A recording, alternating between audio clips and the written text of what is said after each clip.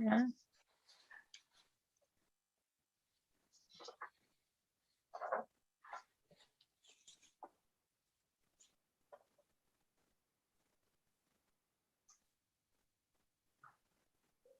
Okay. 6.0, reconvene open session, procedural business, 5:30 p.m. 6.1, call to order. The Board of Trustees are hereby reconvening open session at 5:32 p.m. 6.2, roll call. Trustees to identify themselves by first and last name to formally establish quorum. Bill Mellinger, Trustee Area 1. Dana Ridlin, Trustee Area 2. Cindy Gardner, Trustee Area 3. Natalie Lindeman, Trustee Area 4. Jordan Zarate, Trustee Area 5, Running Springs, Arrowbear Lake, Green Valley Lake. 6.3, Pledge of Allegiance. And Anthony Armelini, would you be willing to lead us with the Pledge of Allegiance? Oh, yeah, sure. Thank you. Everybody ready? Yes. I pledge allegiance Allegiance to the flag of the United States of of America, and to the republic to the republic for which it stands, one nation, under God, indivisible, with liberty and justice for all.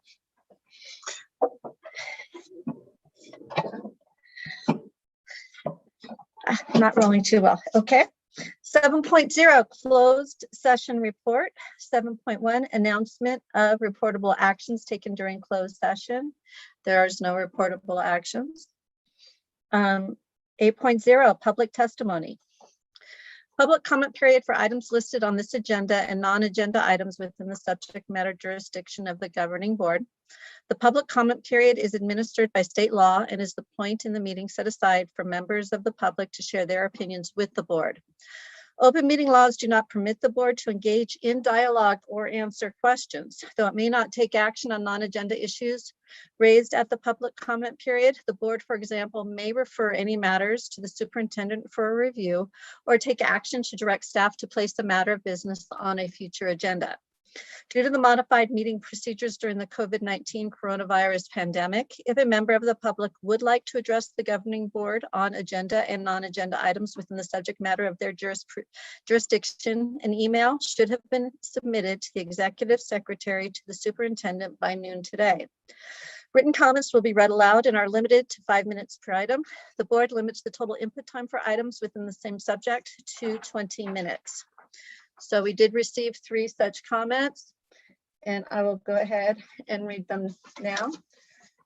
So comment number 1. Hello, I have 2 kids in, and these are actually being read in the order received.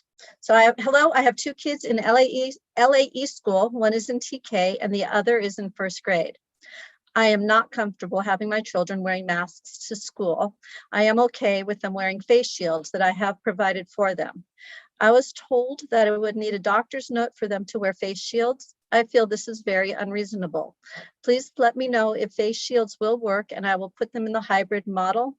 If you guys will not allow them to wear face shields, then I will have to take them out of school and homeschool or keep them on distance learning. Eric Linden. Excuse me, pardon me, that was Aaron Linden. I'm gonna wear my glasses for this next one.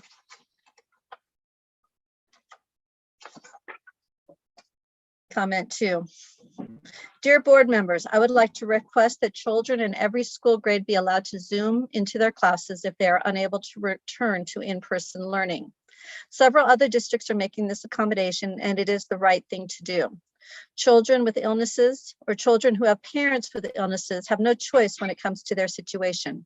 They are entitled to equal learning opportunities regardless of their personal circumstances. I have been very quiet during the debate about returning to in-person instruction because it didn't affect my family and I wanted to save room for the voices of people that it would impact. This impacts my child directly. Please do not punish her because her mom has an illness or the children that suffer from illnesses of their own. Teachers are essential. These kids have worked so hard to adapt this year and do not deserve to be pushed aside now. I am appealing to the board to not only have a heart, but to do the ethical thing. Give these kids a chance to finish the year with the teachers they have grown close to and rely on. Sincerely, Nicole Shelley, parent of an MPH 8th grader. And then, dear Rim of the World School District, I have noticed that you are planning to go back to in-person hybrid school. This is definitely where we should be trying to get to, but I'm not sure that we are ready for this step. I personally will not be able to go back to school and will be placed on independent study. This is posing the question, will those of us that cannot come back get the same education as the ones in the classroom? I like to think I've been a good student. I get good grades. I have good attendance, and I am respectful. I have done everything I can do to get through this year, and it seems as though this is going to turn into another obstacle for me and my peers to overcome. Online learning has definitely been a challenge. Don't get me wrong, but we have finally gotten used to it, and we have begun to create an understanding for how this works. My mother has an autoimmune disease called lupus, which is a disease where the body attacks itself.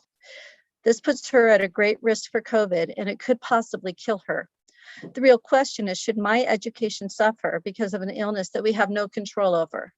Should I get a worse education because my mom has an illness and the other students don't? We have sacrificed so much and lost friends. This has been mentally difficult.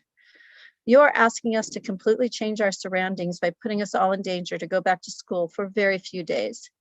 Please let those of us that cannot go back Zoom. Please take this info into consideration. Chloe Horde, 8th grade. Okay, 8.3, RTA and CSDA representatives. I don't see anybody here. Is RTA or CSDA represented here? Not that we're, No. not that's on the Zoom. Okay. Miss 9.0. Gardner lost computer power, she'll be right, she's trying to get back on. Okay, so should we wait or should You we keep keep on going. moving ahead? Keep going. Okay. 9.0, governing board members reports and announcements. 9.1, governing board members. So given that, I'm going to go in the order in which I see people on the screen. Natalie, if you don't mind going first. Oh, sorry. Oh, wait No a problem. That's all right. Okay.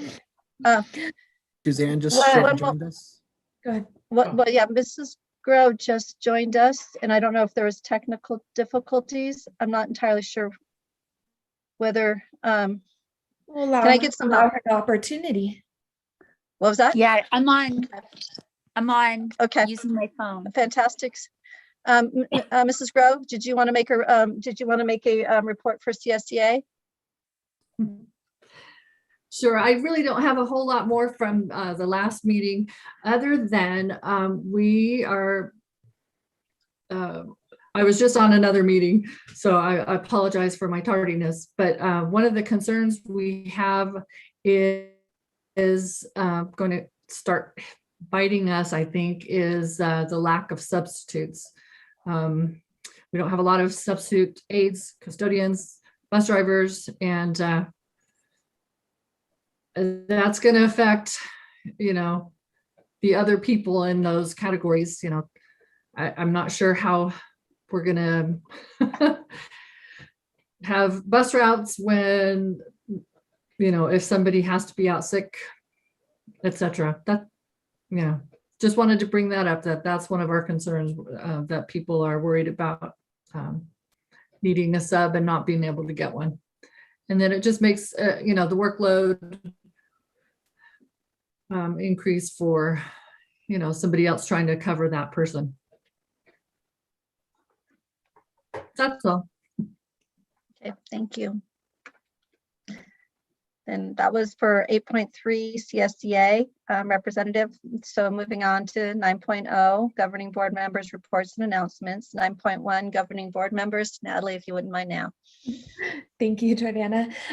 So I just wanted to begin by doing another request, I guess, for continued grace. We asked for that during closure, and I'm asking again for it during reopening. We're all very excited, I think, to get, not all, but many of us are very excited to get back into the classrooms. I know my children are. My husband's very excited to get back to sports and coaching his teams and his players. He sent me a lot of positive text yesterday when he was getting dates for practice going. And so that numbers are going down and we're able to reopen and we're able to do things safely is really important. And I know it's going to be another transition. When we're going back to school, it's not going back in a traditional sense. It's a new way of learning again, having this hybrid model. And we know that it will require adjustments for all involved. It's going to be something new for the students, new for the teachers, new for the parents. And so it's just another period where we're all going to have to be very patient with one another. I think that just seeing people in person is going to be an exciting thing. I know from my little students that I have, and I imagine all of the teachers are excited to see their kids coming back too.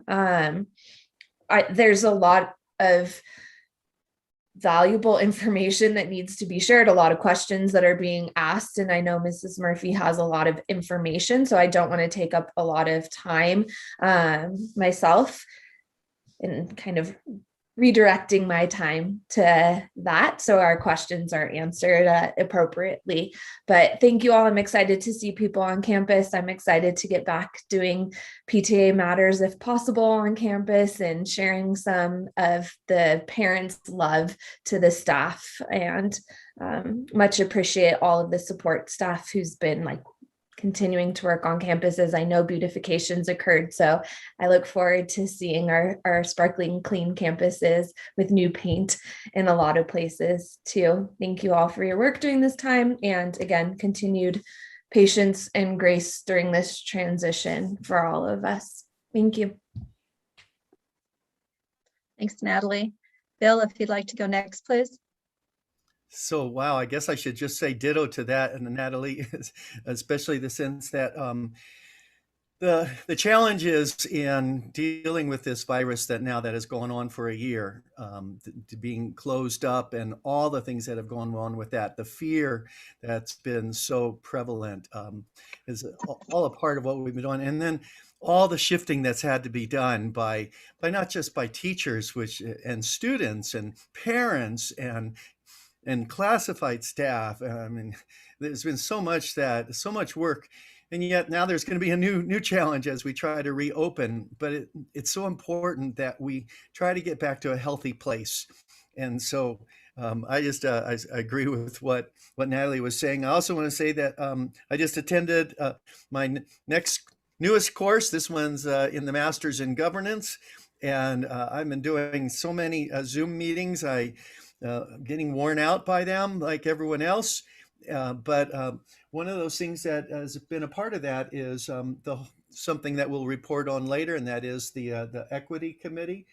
But to my fellow board members, I did send out a school board equity assessment that I'd appreciate if you would all send back anonymously to Connie, and then she can get those anonymous. So please don't put your name on it, but we're trying to do some evaluations of where we're at with equity. So, but to everybody, thank you. And let's show that grace to one another. School's about to reopen. Thank you, Bill. Jordan?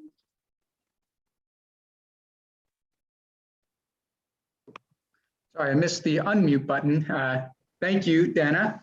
And just to echo everyone's sentiments, I think, we are getting towards the end of this school year, and I'm sure a lot of people are thankful for that. I would just like to say that, I'm really appreciative of all of the work that Michelle's done to be able to secure vaccinations for every employee that wants one. I think it was a huge accomplishment that didn't get enough or the deserved amount of attention at our last board meeting.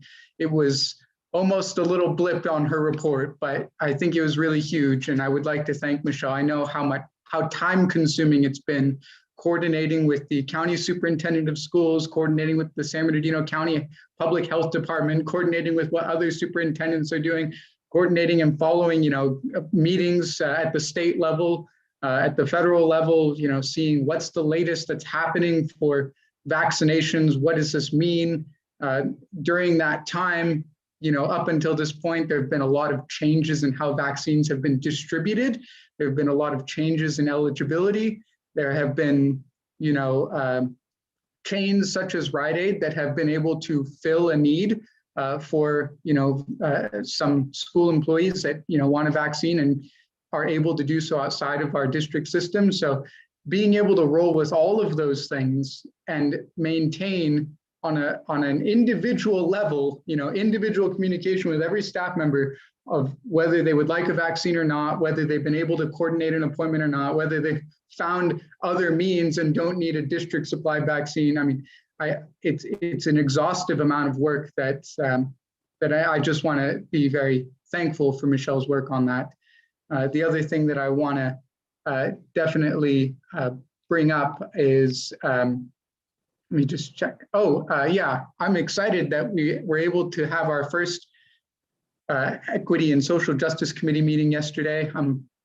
Again, I'll save some of that for our reporting, but I'm looking forward to that committee really gearing up in the next school year and for the foreseeable future. I will be, in a show of solidarity, I'll be at CHE on reopening day, helping direct students and whatnot. I know some of our other board members are also volunteering and will be at school sites too. So we will be there. We'll be there along your side, and we'll do whatever we can on our end. If you're, Natalie and Bill have both mentioned, calls for grace and patience. And I'll just say as well, if you want to reach out to any one of us, our emails are on the district website. They're pretty easy. It's our first _ last name at the RIM domain. So you can reach out to any of us anytime. You can give us a call. We're always around to chat, discuss concerns, anything that's on your mind, really. So I'll leave it there. Thank you. Thanks, Jordan. Cindy, you're up. Thank you. So like Jordan said, we've signed up for reopening days at various campuses. I'll be at LAE for their reopening days and then RIM High School. Next week is the California State Board Association's Legislative Week, where we meet with our legislators. It'll be different this year. We're doing it via Zoom meetings, 30 minutes a piece. So I'm signed up with Senator Ochoa Bogue, Assemblymember Smith, and Senator Connie Leyva. So I'm really looking forward to having small group meeting with those three individuals.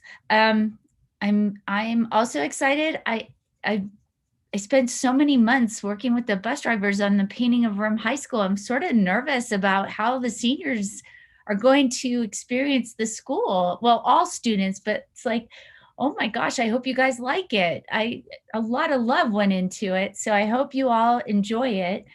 I've been working through PTA on senior activities as programs chair for PTA. And I want to just thank from the bottom of my heart, Snow Valley for hosting Senior Day on March 18th, free ski lift tickets and free rentals. If you are interested, please contact Crystal Cobb or Amanda Markovich if you're a senior.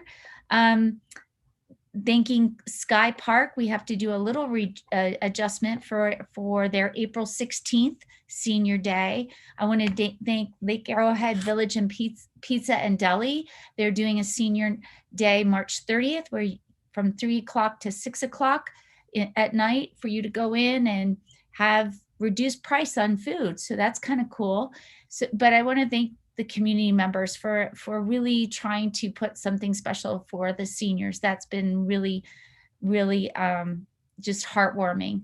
And then I think that's it, really. I just am, I'm a little nervous about how the students are going to feel about the school. It's so completely different. So I'm excited for feedback. So as Jordan says, you can send me a nice little note, nice notes, thank you. If you say, wow, you're a crappy painter, I'll be heartbroken, but that's okay. But the bus drivers really did pour love into it. I'm really excited about all of you coming in to see the rotunda. I think that and Senior Square are my two favorite places, new places in the school. So I'll just, little teaser there for you guys. All right, so thank you. Welcome back.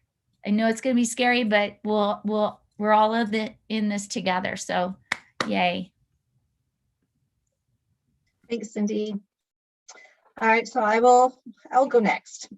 So Natalie, and actually everybody has said things that I would say, and I'm gonna just say, yes, please have patience and grace for our opening processes. It's impossible to try to forecast exactly how things are going to work. And so I know that we're gonna be making changes along the way. And so far our community has been really supportive, and I trust that that will continue. But just wanted to just reiterate that. First day, I will be at VOE. I'm going to be on, for each of the different first days, I'm going to be at different school sites. VOE, CHE, and MPH are the ones that I'll be going to. And I'm really excited to be there. I'm looking forward to it. I would urge staff who do have are under doctor's care for any kind of health issues, I urge you to make sure that you do come forward with whatever kinds of ailments you might have that might put you at additional risk for being on campus. I know that there are some staff members who have understandable concerns. Don't keep those to yourself. Make sure that you are speaking up. I urge you to do so. I know of a couple people who I've talked to in recent weeks that have been hesitant to say anything, and I just, please make sure that you don't put yourself in any unnecessary risk and speak up. And then one other thing is, like Bill, I went and did some training in the past couple of weeks. I went to the school board president workshop that CSBA puts on, and there are a couple of tidbits that I took. The nice thing about doing Zoom is it's very easy to take notes. Sad to not be able to interact with the other board presidents as I would have liked to, but there were some takeaways, a lot of takeaways, and I wanted to just read a couple of the ones that I had written down. One was a suggestion to give board members homework. This could be a retreat activity in terms of 4 years from now, looking backwards, what is it that you would like to be proud of that you've accomplished over the coming years? So it's a way of taking a look at vision and goals, but I thought this was kind of an interesting exercise that we might explore. They also recommend having a plan for welcoming in new board members. They have some pages, in a spiral for the training as far as suggestions of what to do. But I thought that was kind of an interesting suggestion that that we can maybe work on or adopt. They mentioned also that the school board is the only legislative group that is both executive and judicial. So we and when they mentioned it in context of the when we're making any kind of decisions and we're voting on things, we're being given information in order to be able to make those judgments. And urging us to be really careful not to allow prior actions, prior information, prior knowledge to bias our decisions, to make sure our decision making is based on what we are hearing in context with that specific situation. Just I thought that was really interesting, especially in our small community. Another thing they mentioned was related to the consent calendar that we'll be having in our meeting not too long, is that it is permissible to comment on an item without pulling that item. Part of the reason behind the consent calendar is to allow things to move quickly on things that tend to be more just, yes, we're going to approve it. So of course, pull out items that would need, it's necessary to vote. But when we are coming to the whole consent calendar, it is totally appropriate to make comments without having to pull that item. So I thought that was interesting. And then one other suggestion is they recommended using Rosenberg's rules for running meetings. We follow Robert's rules. Robert's rules, I don't have a book here, can be pretty hefty, and there's been almost a library written on Robert's rules. Where Rosenberg's, I printed it out, are 10 pages. So it could be something that we could consider for the future that might help with our training as a group. So that is it as far as my board comments. Thank you. I'm going to go ahead and say 9.2, Superintendent Michelle, your turn. Okay, good evening. I'm going to just go. I've got lots of topics, so I've written them down. So one of the things I wanted you to know, I was in a meeting today with the San Bernardino County Department of Health, and they talked about our county being in purple. They are anticipating, with the number of vaccinations that should take place tomorrow, that we could be in red on Sunday, which means that they would petition the state to get the county tier color changed, which would mean that we could have a distinction of being in red on Wednesday, which aligns with our school reopening on the 22nd and the 29th. I know some of the board members brought up about vaccinations. We've had 287 employees now have the opportunity to get the vaccination. We've had 130 employees that do not wish to receive it. They have encouraged any employee in education, if you do not have your appointment, to get so by Sunday, to get your appointment, because on Monday they're anticipating that Governor Newsom will go into the next tier, which means the vaccinations would be for food and agricultural employees, such as people that work in restaurants and in the fields, along with anyone 16 years and older who has a health condition. So they're looking at opening that next tier next week.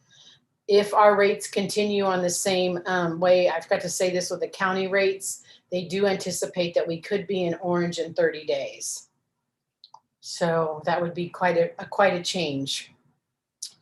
I did produce this week a one-page article about the mask mandates. The mask mandates are not set forth by RIM of the World Unified School District.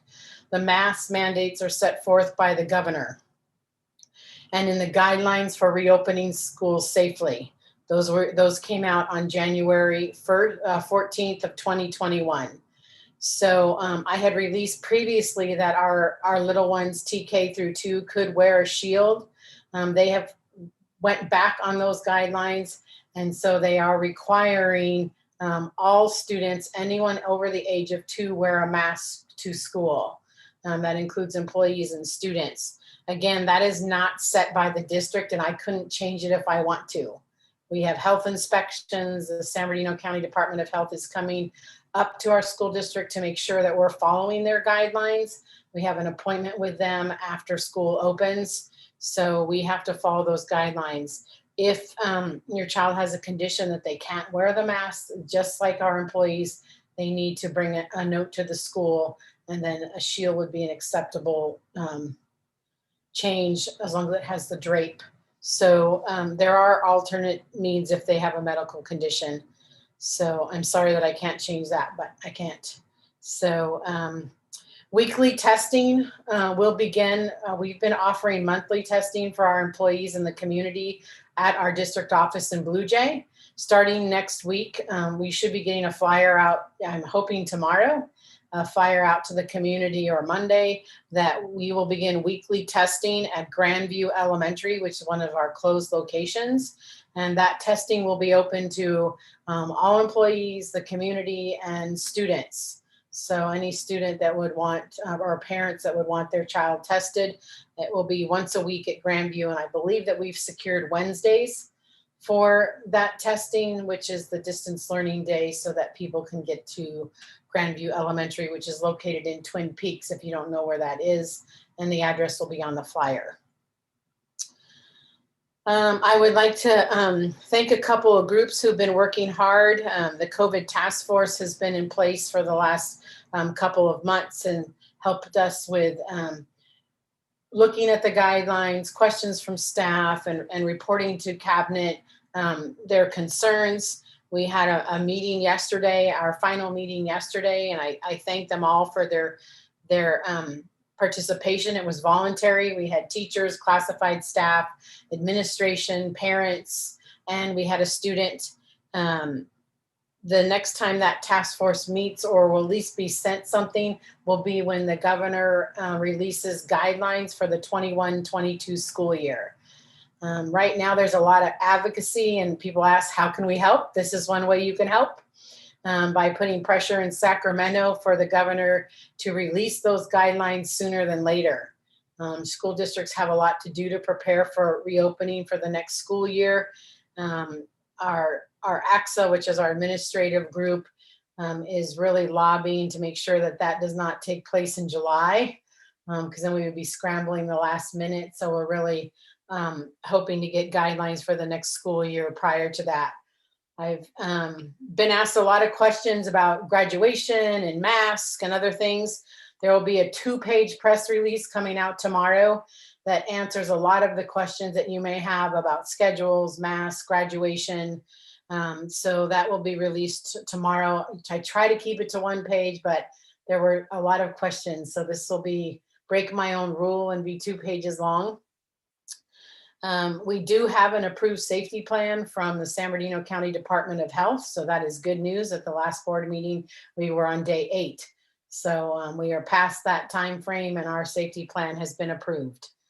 I'd also like to thank the teachers from MPH and the high school that have been working with Mr. Bill and Mrs. Dominguez on the secondary schedule committee. They're still working on some of those schedules, but we are working to get those out to the public. And last but not least, I've been out visiting school sites in the last week and really, really excited to see classrooms beginning to be set up and people working on campus and getting ready for students, and the cleanliness and all the painting that's taken place from our classified staff. It's truly been amazing, and we look forward to seeing students soon. And I know I talked really fast. And I'm done. Thank you. 9.3 student report. Anthony Armolini, Room of the World High School. Anthony, you're on. All right, thank you.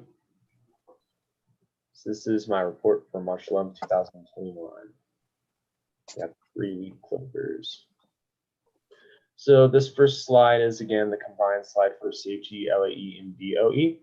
Right in the middle here, they have the elementary schools are preparing for our March 22nd and 29 hybrid reopening, and these are their numbers per site. And then also on the right here, we have ELPAC, English Language Proficiency Assessments of California, it's a tongue twister, of our English language learners is progressing, and new enrollees to Rim of the World USD occur daily at all sites on hybrid instruction. So in case you need those numbers, they're there, and we can go to the next slide when everyone's ready. The MPH, more positive happenings, MPH goals. LCAP goal 1, instruction / student learning / professional development. New hybrid reopening tab on our MPH website with MPH hybrid schedule, MPH reopening handbook, and the other reopening resources. Thanks for the idea from LAE. LCAP goal 2, school safety and PBIS. MPH Positive School Culture Night is on March 25th, 2021, starting at 5 o'clock via Zoom. And LCAP Goal 3, Engagement and Equity. MPH Makeup Picture Days are from March 15th to 17th from 1 to 4. And MPH Beautification continues with the cafeteria stage floor resurfaced, and gym hallways repainted. That's the photos right there. And then this is their classroom visual spotlight by Mr. Beets. So each month is our MPH staff meeting, and the teacher shares a strategy or idea with their team. And their new 7th grade social studies teacher shared an engaging assessment idea using a Netflix Google Slides presentation. So that looks pretty cool.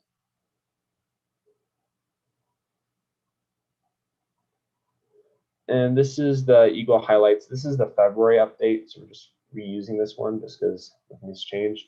So I'll read it for everyone in case they missed last month's meeting. So we finished the 4th grading period of the year. We have a new PLC cycle where we are mentoring the students and staff, making an extra connection, encouraging them to graduate.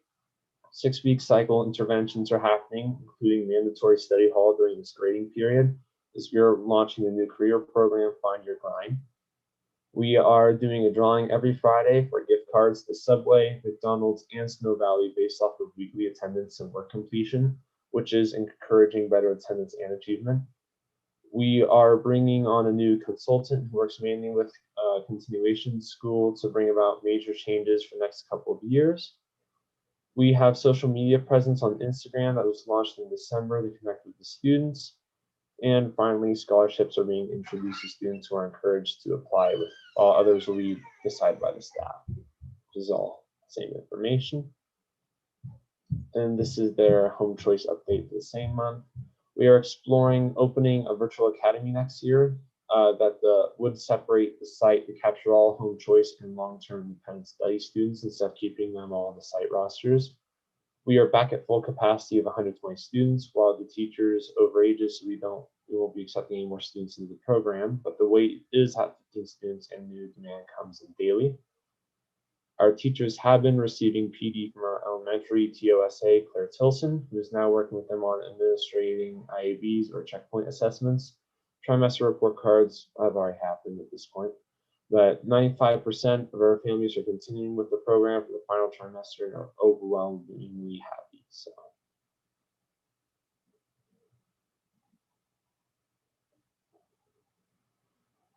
And this is the RIM High School general updates for March 22nd, the Student Mental Health Day. Leadership students have organized a virtual assembly for first period.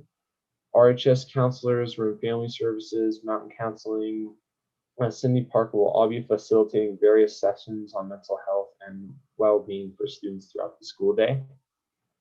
And staff wrapped up with a two-part professional development session with SBCSS in regards to English language learners and social and emotional learning.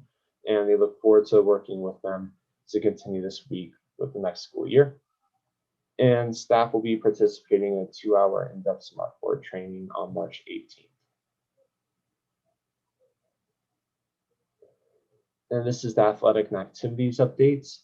Football, basketball, track, and tennis have all been practicing and preparing for games and meetings and matches. Indoor sports will be able to start practicing again in the upcoming weeks, following all required safety procedures, including weekly COVID testing.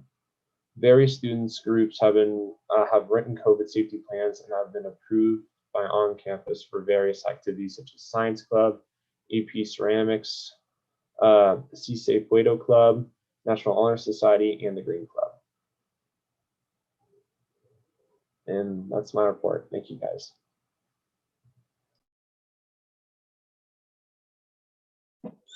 Thank you, Anthony. 10.0 reports and presentations. 10.1 finance, facilities, budget, and enrollment report. Jenny Haberland, Chief Business Official. Hello, thank you.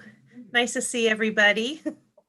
And I'm not sure if there we go. It's starting. So, okay, we're sharing on as an agenda item this week. You have an action item to approve our second interim financial report. And so this board report will tie into basically what was involved in creating that report, which is due by March 15th of every year. So if you can go ahead and next slide. Okay, the purpose of the report is to review data related to our enrollment, our financial activity from July 1 to January 31, 2021, to review various financial assumptions, to create multi-year projections, revise the budget update, and an updated cash flow statement. So like I said earlier, the second interim financial report must be approved by the governing board by March 15th. Of each year, unless March 15th is on a Saturday or Sunday, and then certifying the financial position to the County Office of Education, and that's per education code. Next slide. Okay, there's 3 types of certifications. I won't read this word for word. I think many of you are very well versed in this. Positive, qualified, or negative. A positive certification means that we are able to meet our financial obligations in the current and 2 subsequent fiscal years. We are required by law to not only compile a budget and financial statement for the current year, but we must show a multi-year projection for 2 subsequent years after. So, and that is by law, and we have to certify that we have a positive ending fund balance on the unrestricted side in doing so. The RIM of the world, we're self-certifying with a positive certification. Upon county review, if they can change our certifications.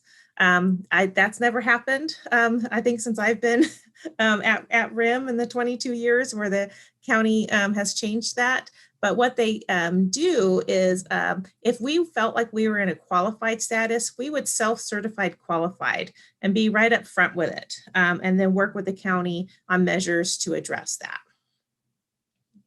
And next slide.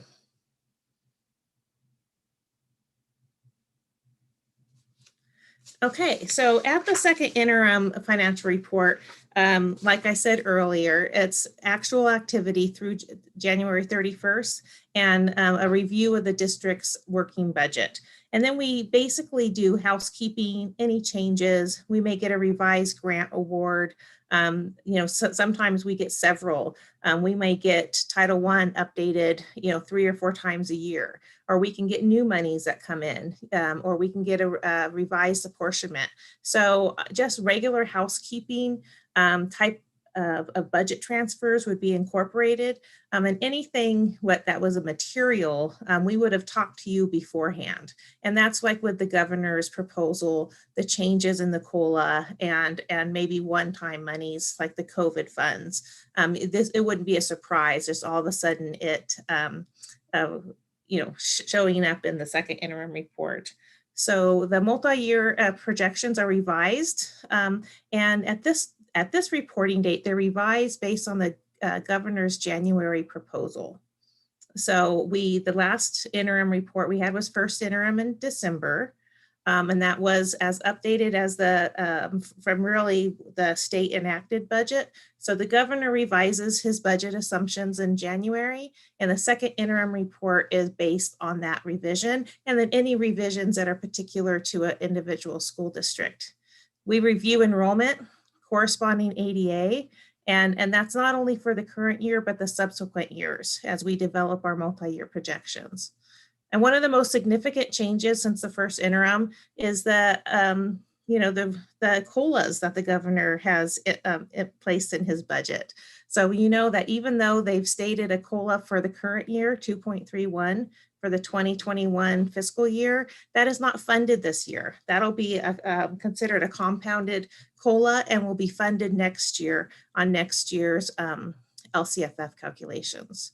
And in addition, the Department of Finance has issued projected COLAs for the future years, 22-23 through 24-25, where at first interim, in all subsequent years, the COLAs were 0. They were projecting 0 COLAs. So in addition, we've talked about this before, they've done a partial pay down of our cash deferrals, which positively impacted our cash flow statements.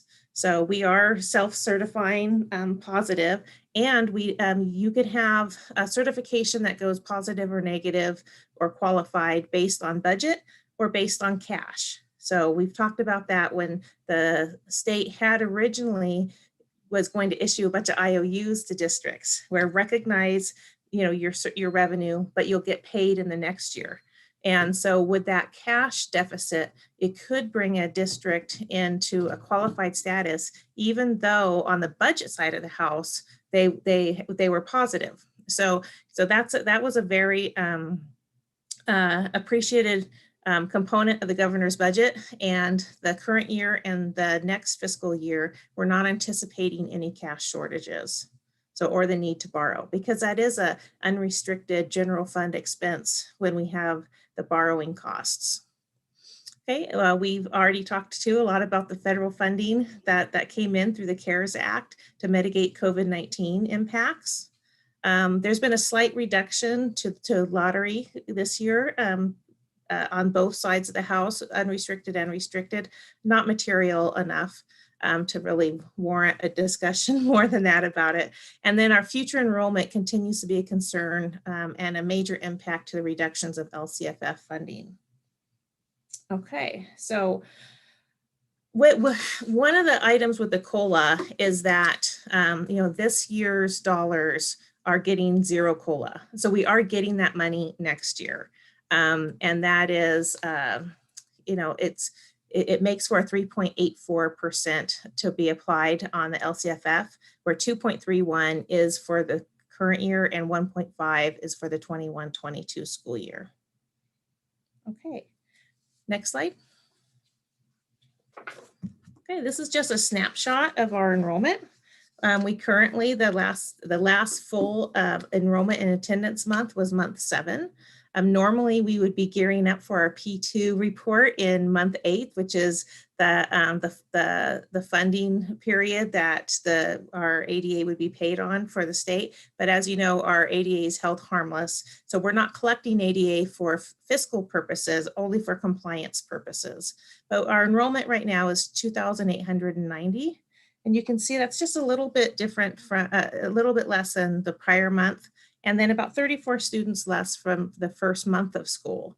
We are at about a 1.2% decline from the first day of school, which is kind of right on trend for our. We usually lose about 2% from September to June, so it might be a little bit of a less of a decline, but not too much. Okay, next slide.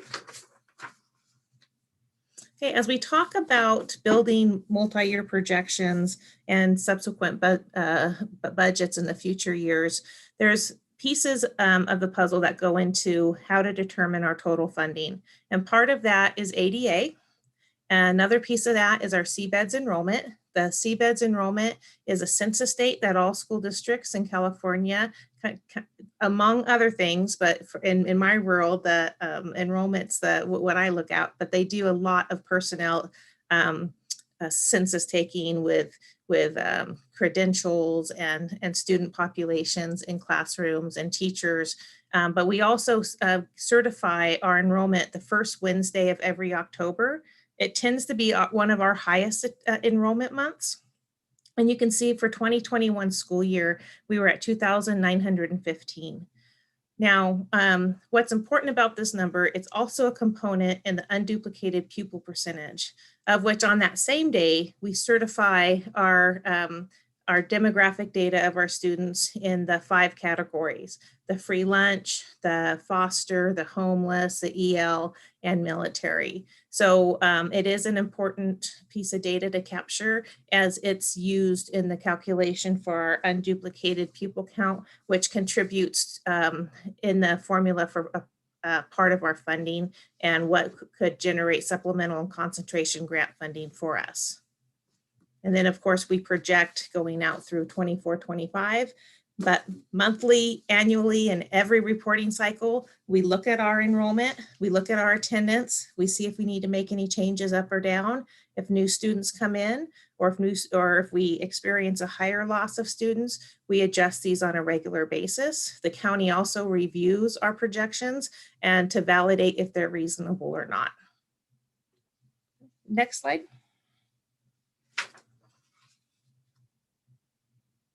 Okay, we just talked about the CBEDS being a component of the UPP percent. You can see for 2020-21 school year, we ended with a 58.39% UPP. And that, you know, our goal is to be above 55%. Then we get to tap into those supplemental or the concentration grant funding. And we just, you know, we're a little bit over that. We would like to be in the 60%. We're going to try our hardest. It's a lot of it is just purely the demographics of our students. But the biggest piece of that is students on free and reduced lunch. And we feel like we can capture more of those students who are eligible, but just don't fill out the paperwork and aren't participating in the program. So we are making a conscious effort every year to really go after those kids and you know, look at menu changes so that participation in child nutrition can be increased. And then whether or not they participate in the program, if we get them documented based on their eligibility, this helps us tap into some additional funding. I think we're doing a really good job with putting some of those practices. COVID did there was a double-edged sword with COVID. We were able to apply for a waiver through the USDA, which controls the National School Lunch Program. And so we didn't have to collect applications for our families, and we were still able to feed everyone for free. But without those applications, we couldn't document that we had those families in our school district. So we really had to go after the families, and we probably called 500 families. We did a raffle.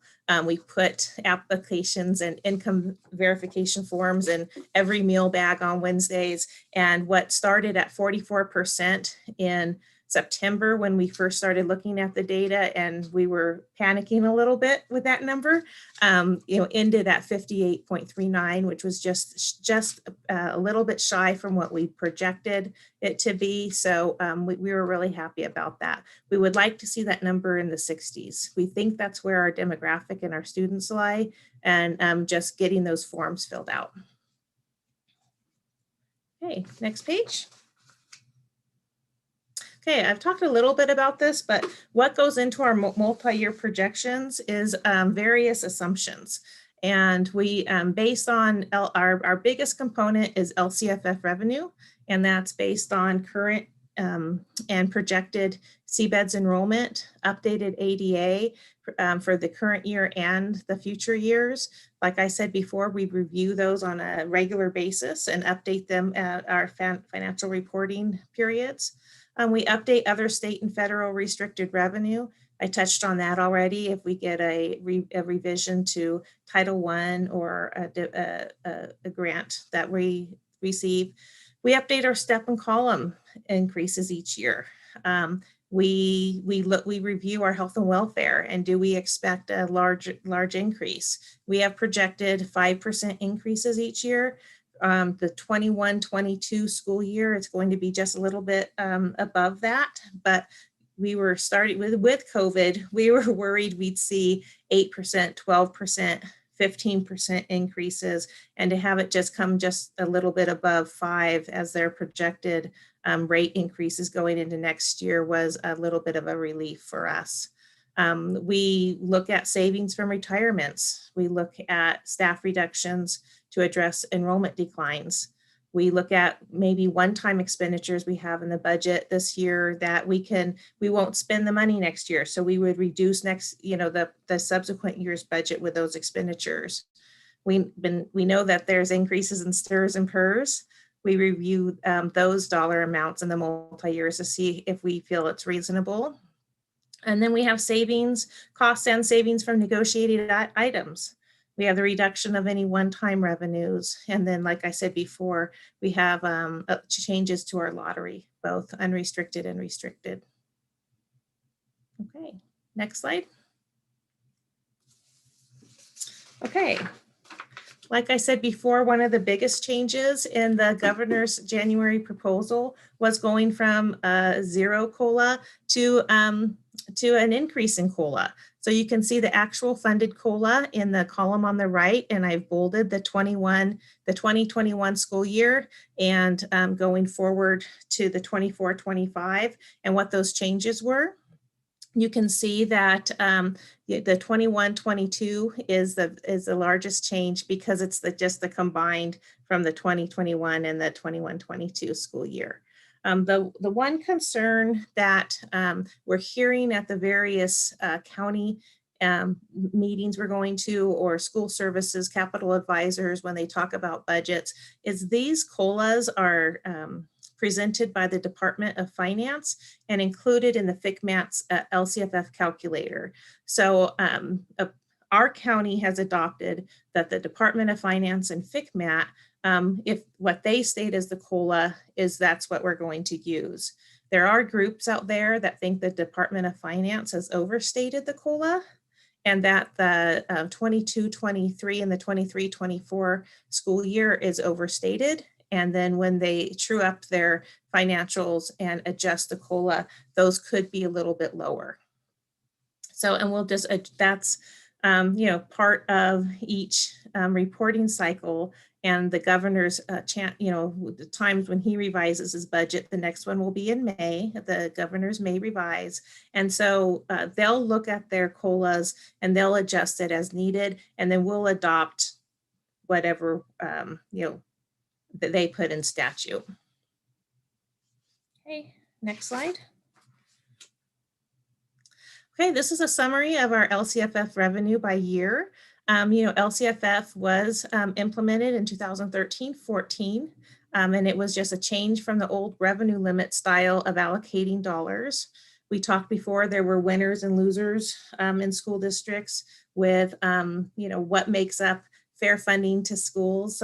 We were right there in the middle of a needy district, but not the demographics to really tap into the extra funding. So in the 2014, 15, and 16, 17 years, we got what was called gap funding. So the allocations each year were really compared to 2012, 13, and then what your target would be when it was fully implemented, and each district got a percentage of that. So you can see with gap funding on top of our LCFF, our totals in LCFF revenue we were seeing increases. Normally you would see increases like that on ADA growth, enrollment growth, but that was directly related to the gap funding that districts were receiving. Jordana? So a couple questions related to property taxes. One is the amount that we're receiving based on local property taxes, or is that all figured out at the state level at this point? Our county auditor controller figures out our property taxes, and they certify that 3 times a year, and they deposit our community's property taxes and our portion of that into the straight into the auditor controllers, and those funds are rolled over from the San Bernardino County Auditor Controller's office. Now, regardless of what our property taxes are, the calculation for the local control funding formula is, for the 2021 school year, our amount we're going to receive is $29,917,334. Now, it's that if we have 13 million in property taxes, 18 million, or 5 million. So the state aid portion would just make up the difference. Okay, so if you have a high assessed valuation in your community and you have high property taxes, that doesn't necessarily mean we're going to get more than what we would with the LCFF calculation. It would just mean the state's portion that they chip in is less. Does that make sense?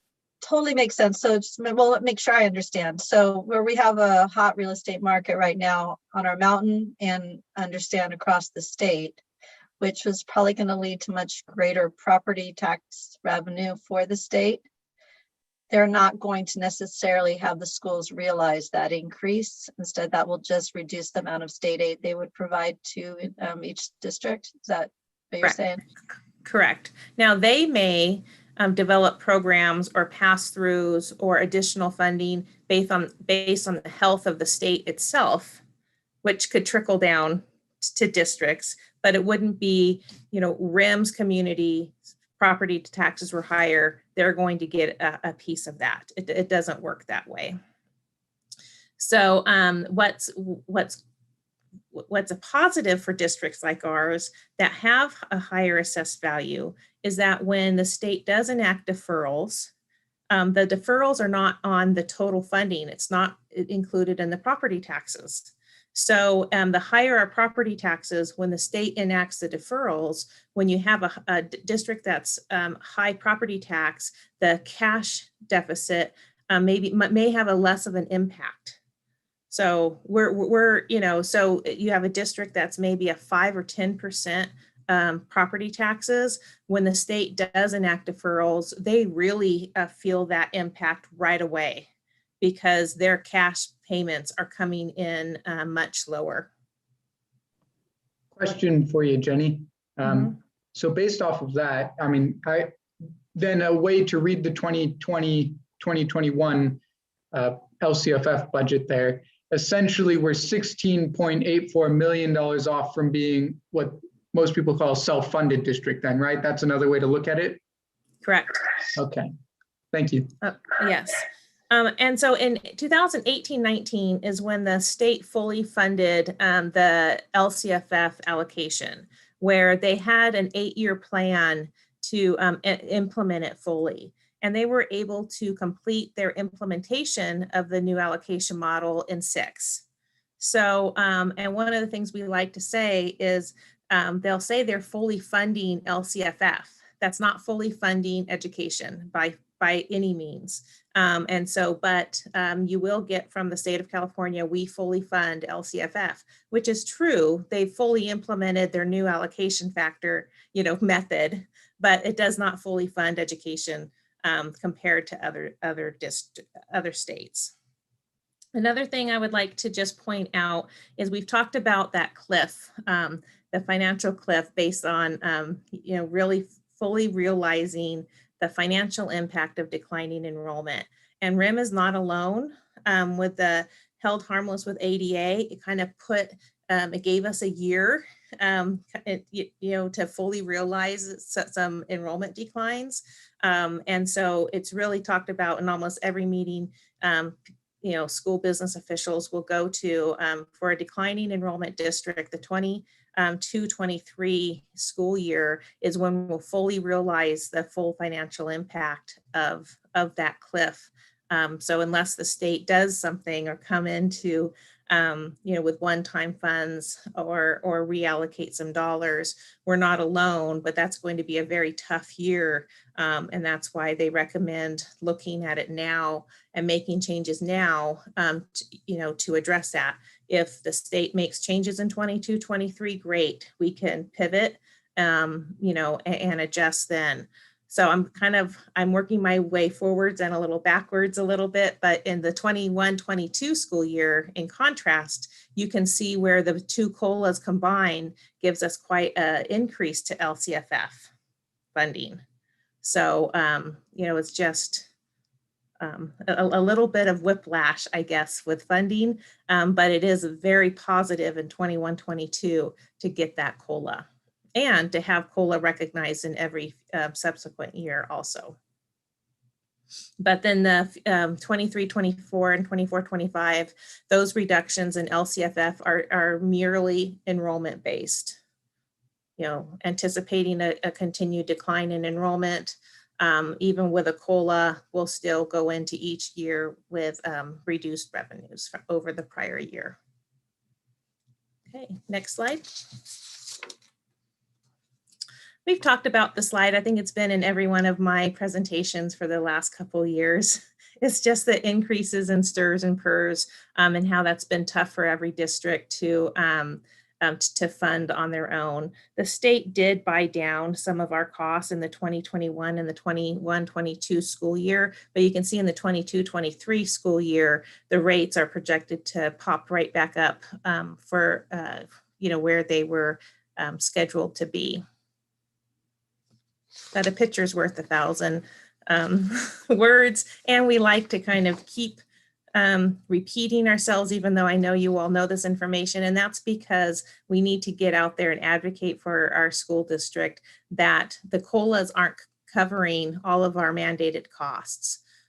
So, we're thankful for a COLA, but the COLA to cover also the CalSTRS and PERS, step and column, health and welfare, any utilities, just the cost of doing business does not cover what a school district, really requires. Next slide. I'm going to go fairly quick over the next couple slides. This is just a snapshot of our multi-year projection, starting with the current fiscal year. In your board Dropbox or shared folder, there is a more detailed multi-year projection going for the next 5 years that you're used to seeing. We normally hand it out when we're there in person. So you can see that the budget is divided into kind of two halves, an unrestricted side and a restricted side. And you see there isn't LCFF restricted dollars. Where there used to be under the old revenue limit of funding, there used to be a restricted component to revenue limit. Our federal revenue, there's very little, if ever, unrestricted federal revenue. So which makes sense that, it's more grants and awards. Other state revenue could be lottery on both restricted and unrestricted sides, some SELPA monies, special ed, and the local revenue may be redevelopment funds, CTE grants that come in are all considered local revenue because they're a pass-through from the county office. And then the AB 602 funding for special ed is on the restricted side. Okay. And next slide. Okay, this is our current budget for the second interim. And I want to say this is budgeted expenditures. One of the things that we've already started looking at is maybe a silver lining to COVID, although I would never have wished this on anyone, is we do have several of these categories that we're just not having the opportunity to spend.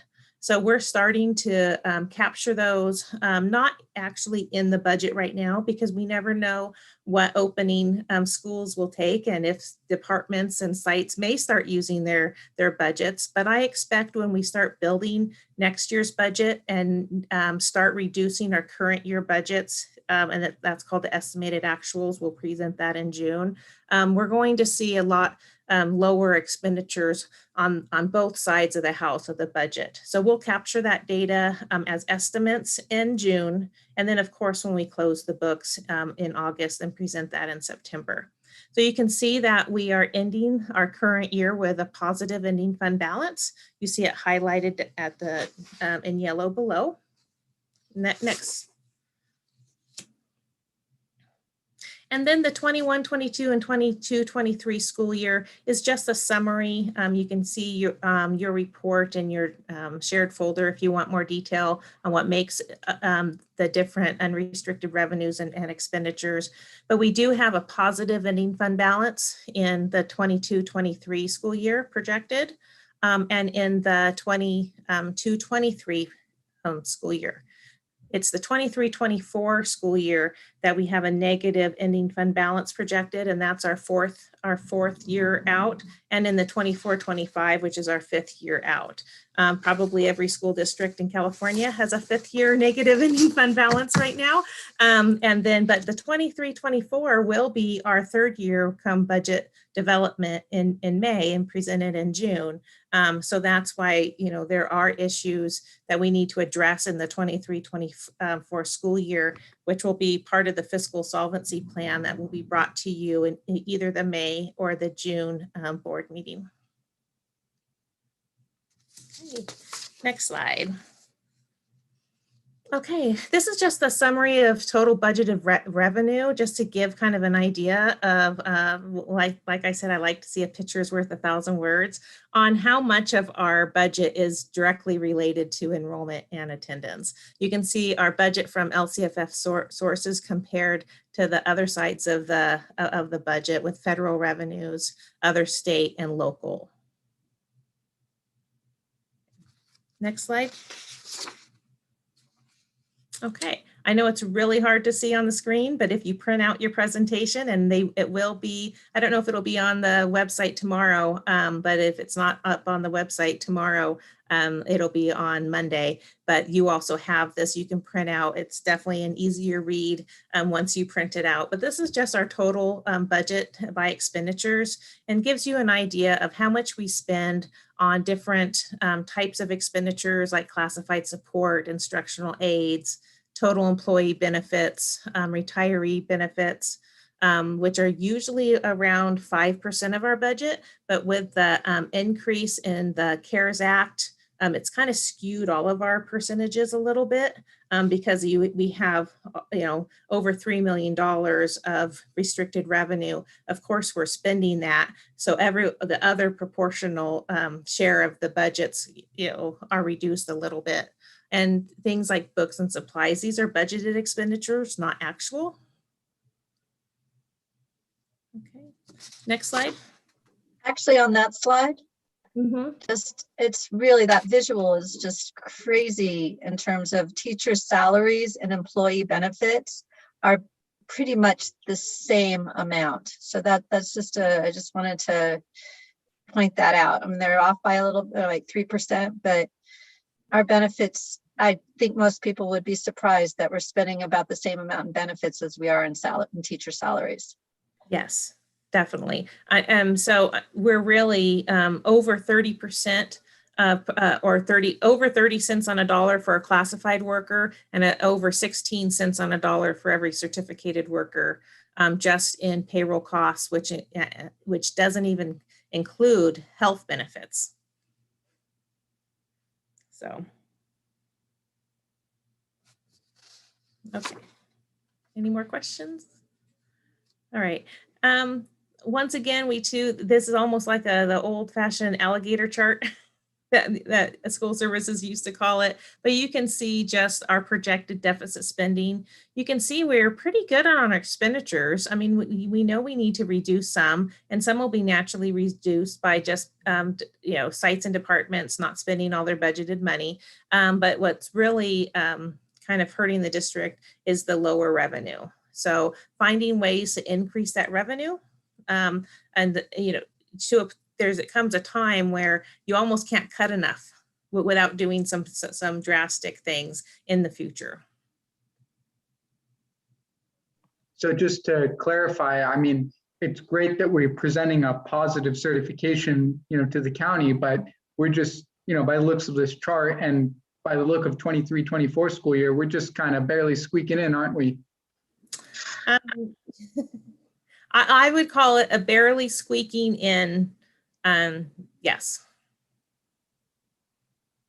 So it's not a time to celebrate or a sigh of relief. We have work to do. We do have work to do, but there are more and more districts. I think we've done work in the past, and we've been prudent, and we have been, come together and best utilize one-time funds, best utilize restricted dollars. I think every opportunity, even when we close the books, Heather and I will even get together and say, okay, we have these restricted dollars. Was there anything we could have spent on the unrestricted side that we can move over to that side of the budget to free up unrestricted dollars? So I think because we're so small and it doesn't ever feel like we have the wiggle room that a large district has, it's just made us be that more hyper aware of it, and really try to do the work and think outside the box. And we're always thinking of, when we get restricted funds, okay, what are we already doing that we can use some of these funds for? So, but it is, it's just a constant reminder, though, of declining enrollment. And so I really hope we have a positive change in August when we're starting the year, and we get a surprise the other way, even if it's still a decline, if it's just not as much of a decline.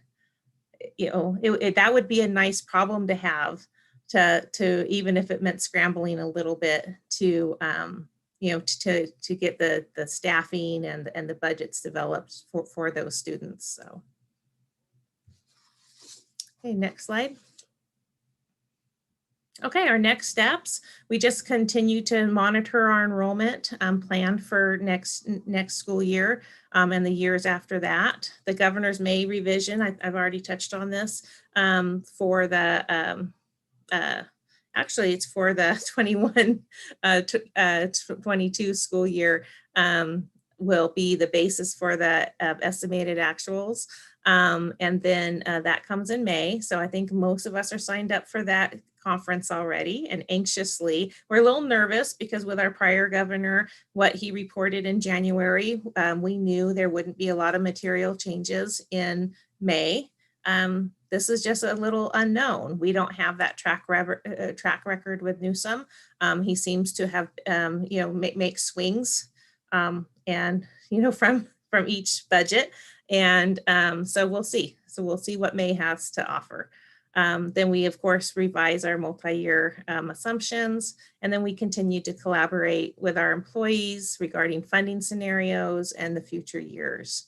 We'll be working on a plan with the the new state and federal Corona relief funds that are coming our way. I know they have a different name, but until, coming up this, in May, we should start getting, one of our deposits. We have some state money and some 2 pots of federal money that we'll be able to plan with, largely to address the student needs, from the pandemic.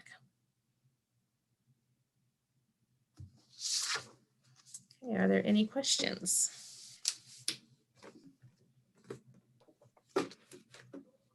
All right. Well, thank you very much. I appreciate your time, your support. And if you ever have any questions, just don't ever be shy of sending me an email. Thank you, Jenny. Thank you for the wonderful explanation and putting the time into such a detailed report with everything else going on. So thank you. You're welcome. Thank you. Moving on.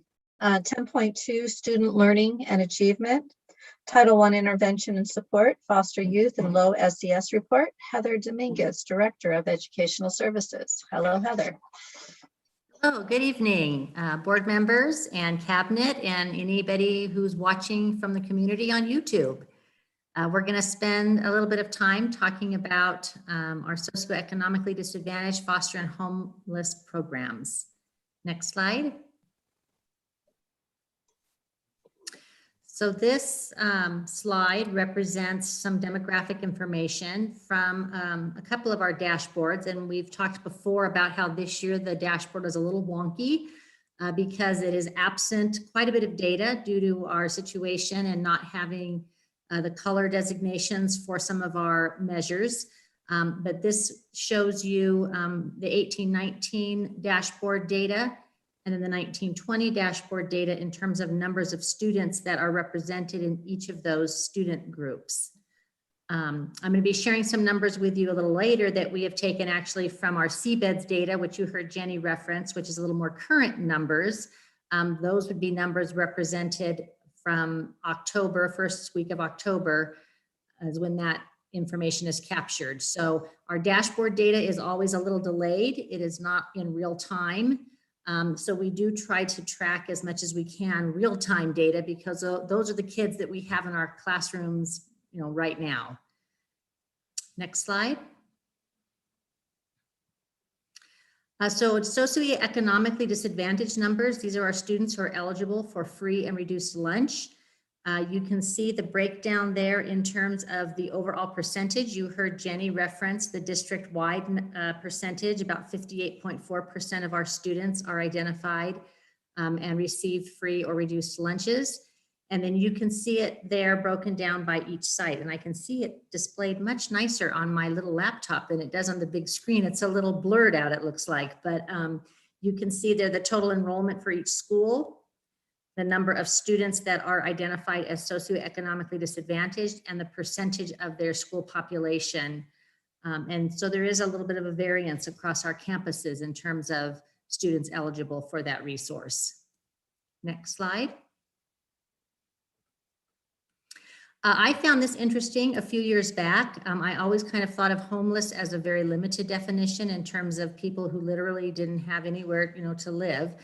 And really it's a much broader definition. So I thought I would just share with you in terms of what does constitute a student as being identified as a homeless student.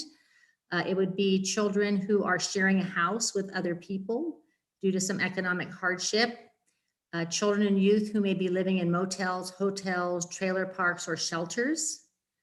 Children and youth who have a primary nighttime residence that is a public or private place not designated for or ordinarily used as a regular place for sleeping accommodations for human beings. Children and youth who are living in cars, parks, public spaces, abandoned buildings, substandard housing, bus or train stations, or similar settings. Or migratory children who qualify as homeless because they are living in similar circumstances as listed above. And just reading that description of homeless just kind of breaks my heart to think about some of our young people living in conditions like this is very challenging, I'm sure, for them. Next slide. So in terms of the numbers of students we have in RIM who are designated as foster and homeless, You can see the breakdown here again by school site and as a district.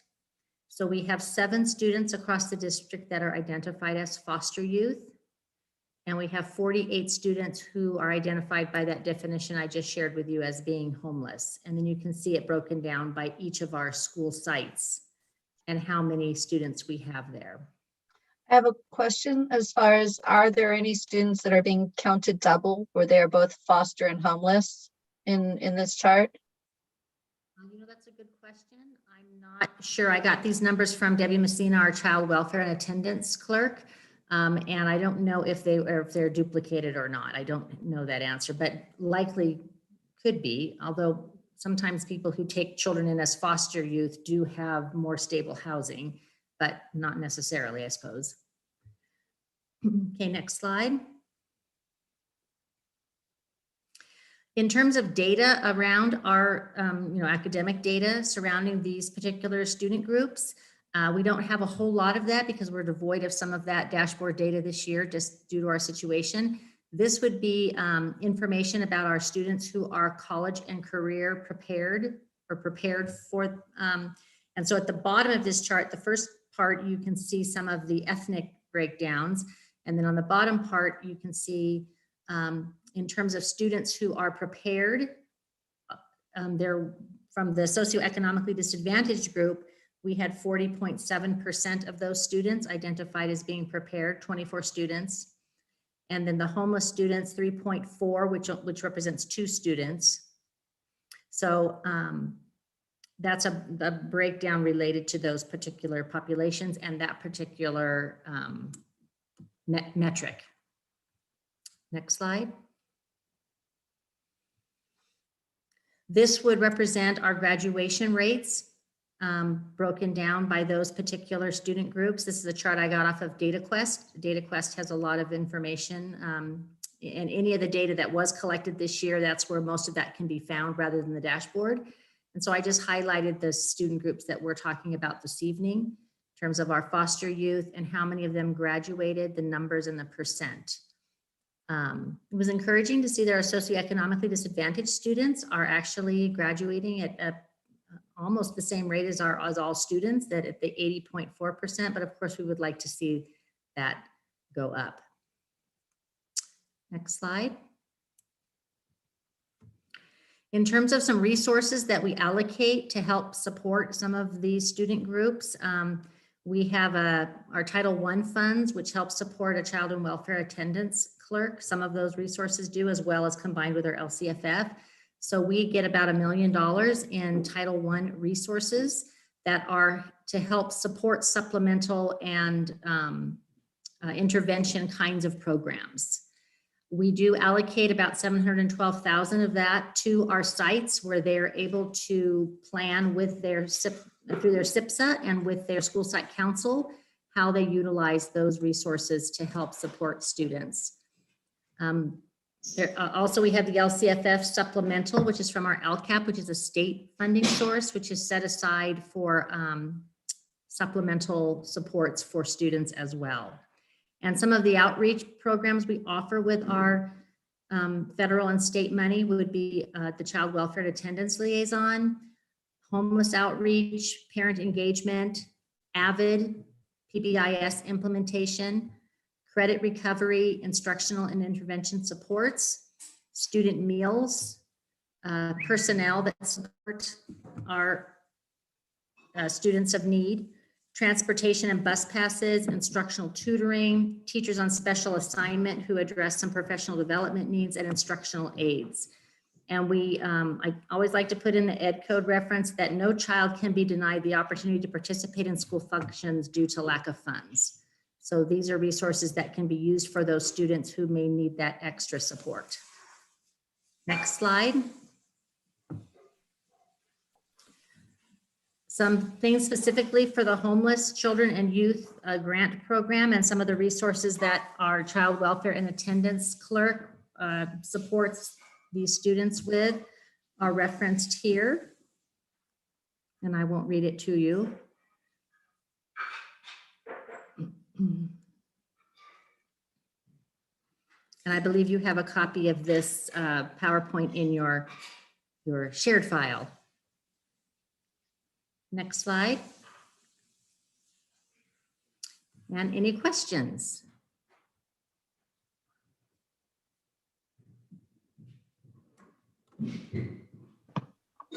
So I do, Heather. Has Deborah Messina found that more of our families, our students are falling into a category of homelessness or of on the border of being homeless due to loss of jobs and employment due to COVID? Are we seeing Seems like more our numbers have really been pretty consistent in terms of from past years. I don't know that, I think what we've seen more is a challenge in terms of staying connected with them and staying in contact with them with this present situation. I think that has been more of a challenge than the numbers, increasing. But I know it's been a challenge across the board in terms of that connectivity piece. But I think that's been one of the things that I've heard referenced more, is just trying to stay in contact with those families and to get them the support that we have available and making sure that they get those supports. And my understanding is that the providing free meals has been extended through the summer, correct? That is correct. It's actually been extended to anybody. So that's not a resource that is specific to that student group like maybe it had been in the past. That's been something that's been extended to all of our students up through September of 2021, I believe. I'm excited about that.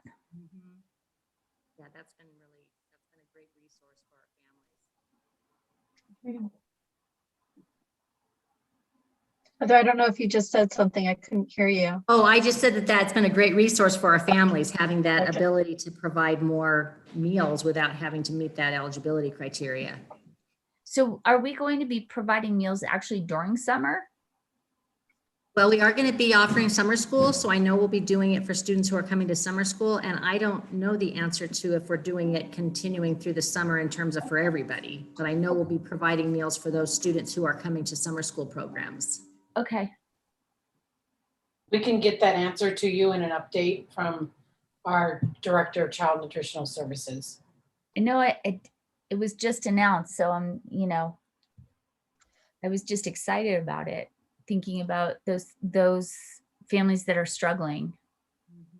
So something that you mentioned, Heather, that I'm wondering about is, since we've had quite a few students not enroll this year, though quite a few more not enroll that we were anticipating, is there any, has there been any looking into seeing if this population might be among those that are the 200 or more students that we were expecting to come back that didn't? Like, is there potential real problems that we're not aware of? In terms of, have we lost some of our families due to the fact that they are in a homeless category, that they may have gone off the mountain to find, or on the mountain and not being supported, the kids?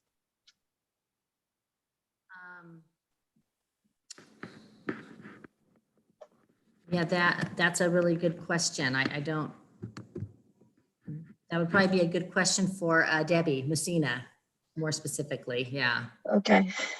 All right. And then the other question, I really enjoy and I appreciate the reports that you've sent in, weekly updates with Care Solace with the information there. Has there, I don't recall, and it might be just my brain not working, information specifically about these students in terms of Care Solace and them using that service? Yeah, it's funny you say that, because I just had a conversation with Cindy Parker, not so much about Care Solace, but about our Kelvin data. As I was preparing this report, I was interested in, disaggregating that information, and we only have it disaggregated by ethnic group. We did not have it disaggregated through Kelvin based on foster, homeless, or these student group categories. So Cindy's working with Baxter to see if we can maybe look at it through that lens, because I think that'd be very valuable. We should be able to, because we pulled that information from Aries.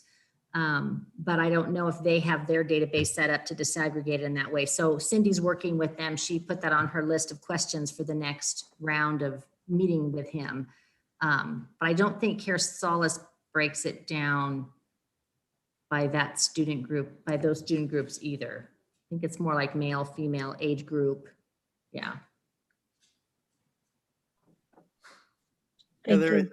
it seems like, well, first off, thank you for the report again and the things that you keep, all the information that you have. But it seems like, especially since the lunches are available for anybody, it seems like there may even be more people who are deserving of those lunches, who should be getting the free lunches, that are not getting them. I'm a little concerned about those numbers and how they might compare to actually the people that are qualified, and yet we're giving it to everybody. So do we know how many people that are qualified are not getting them? I think with the new, and Jenny may need to help me with this, in terms of when they distribute food on the days, on the Wednesdays, I know in the past we've had to be very particular about calculating, who's getting what meals and actually tallying what families are getting them. And now that they've opened it up to whoever comes for food, we're going to feed them. I don't know that that same accounting is happening. I don't know if Jenny may know more about that, because that would be a good question for Lisa Rhodes, our child nutrition services. We can ask some of those questions and get it to you in an update. Thank you. You're welcome. Well, thank Are you. there I any more appreciate your, yeah. No, I have to ask if there are any more questions. Thank you, Heather. Okay. Thank you, everyone. Have a wonderful evening and stay cozy. You too. Thank you. Good night. Okay. So setting direction, 10.3 board goals check-in with the Board of Trustees. In our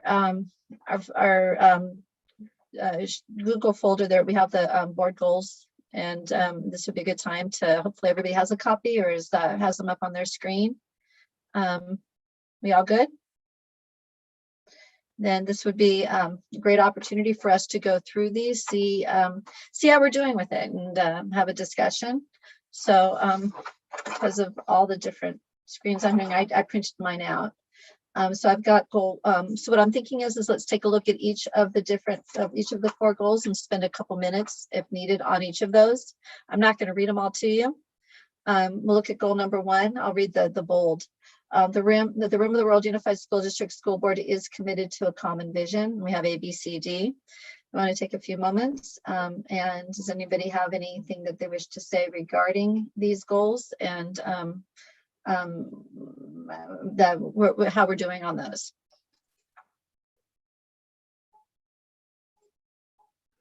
I'd say, just off the bat, obviously our LCAP goal is a little bit out the window, considering it wasn't LCAP, it was LCP. Okay. But with that in mind, in a substitute form, we did that. We did go to those meetings for those that signed up to go to them. So I would just clarify that, California Dashboard and the LCAP in general have taken a different form than when we probably initially set out with these goals. Agreed. Anybody else?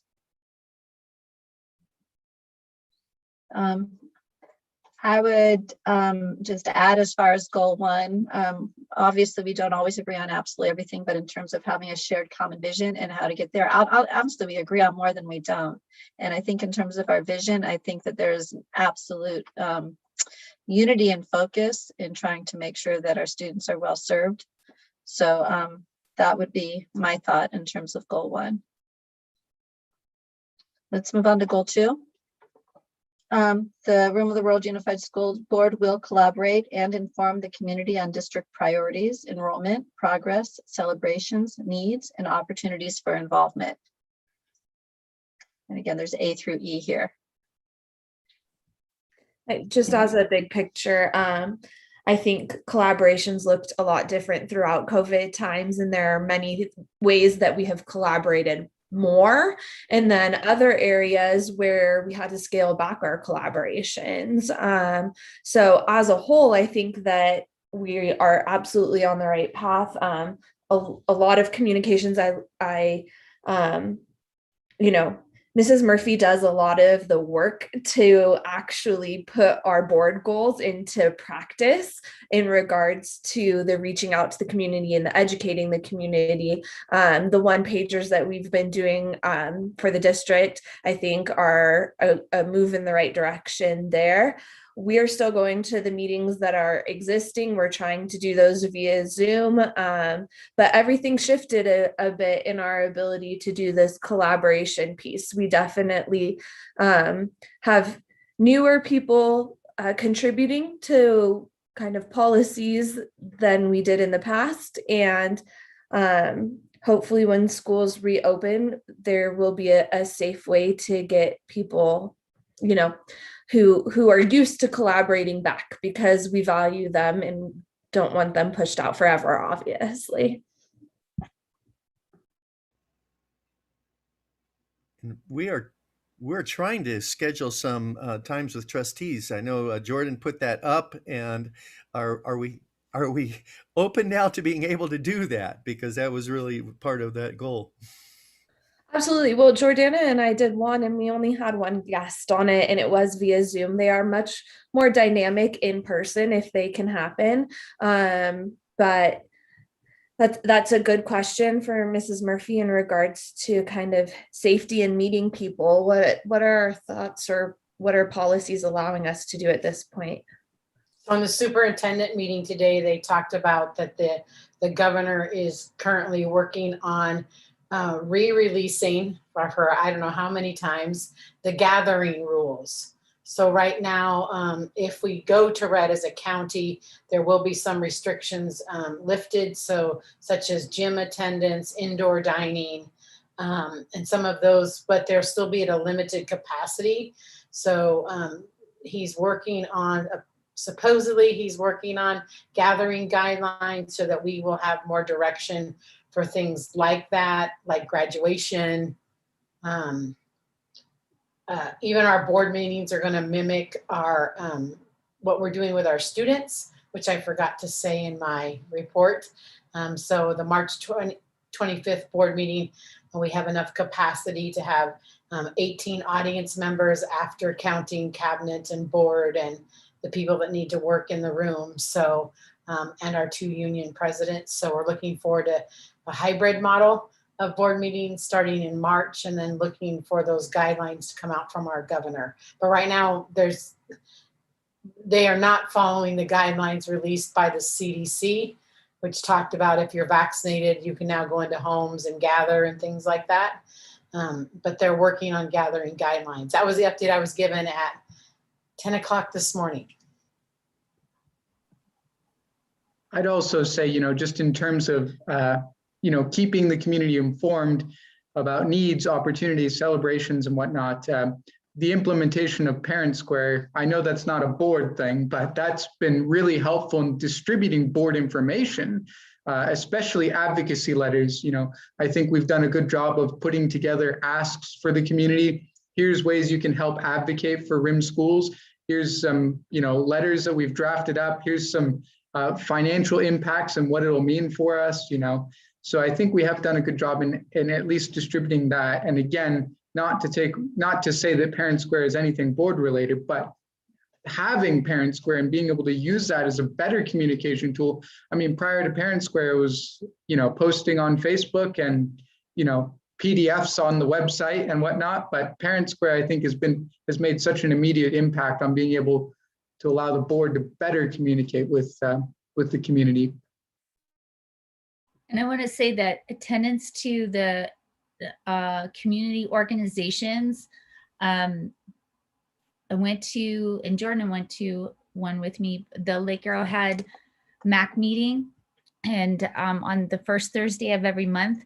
And the first couple times I had to speak, as other community member organization. And then Scott, the chairman, ended up putting us on the agenda, where Rim of the World Unified School District is now an agendized organization to report. So I think that going to the community meetings, whether it's the Government Affairs Committee, Crestline Connects, Lake Arrowhead MAC, whatever it is, it's enabling the community members to ask us questions as well. It's not just us giving information. I was grilled. I was definitely asked a lot of questions about the late start bill, Measure A.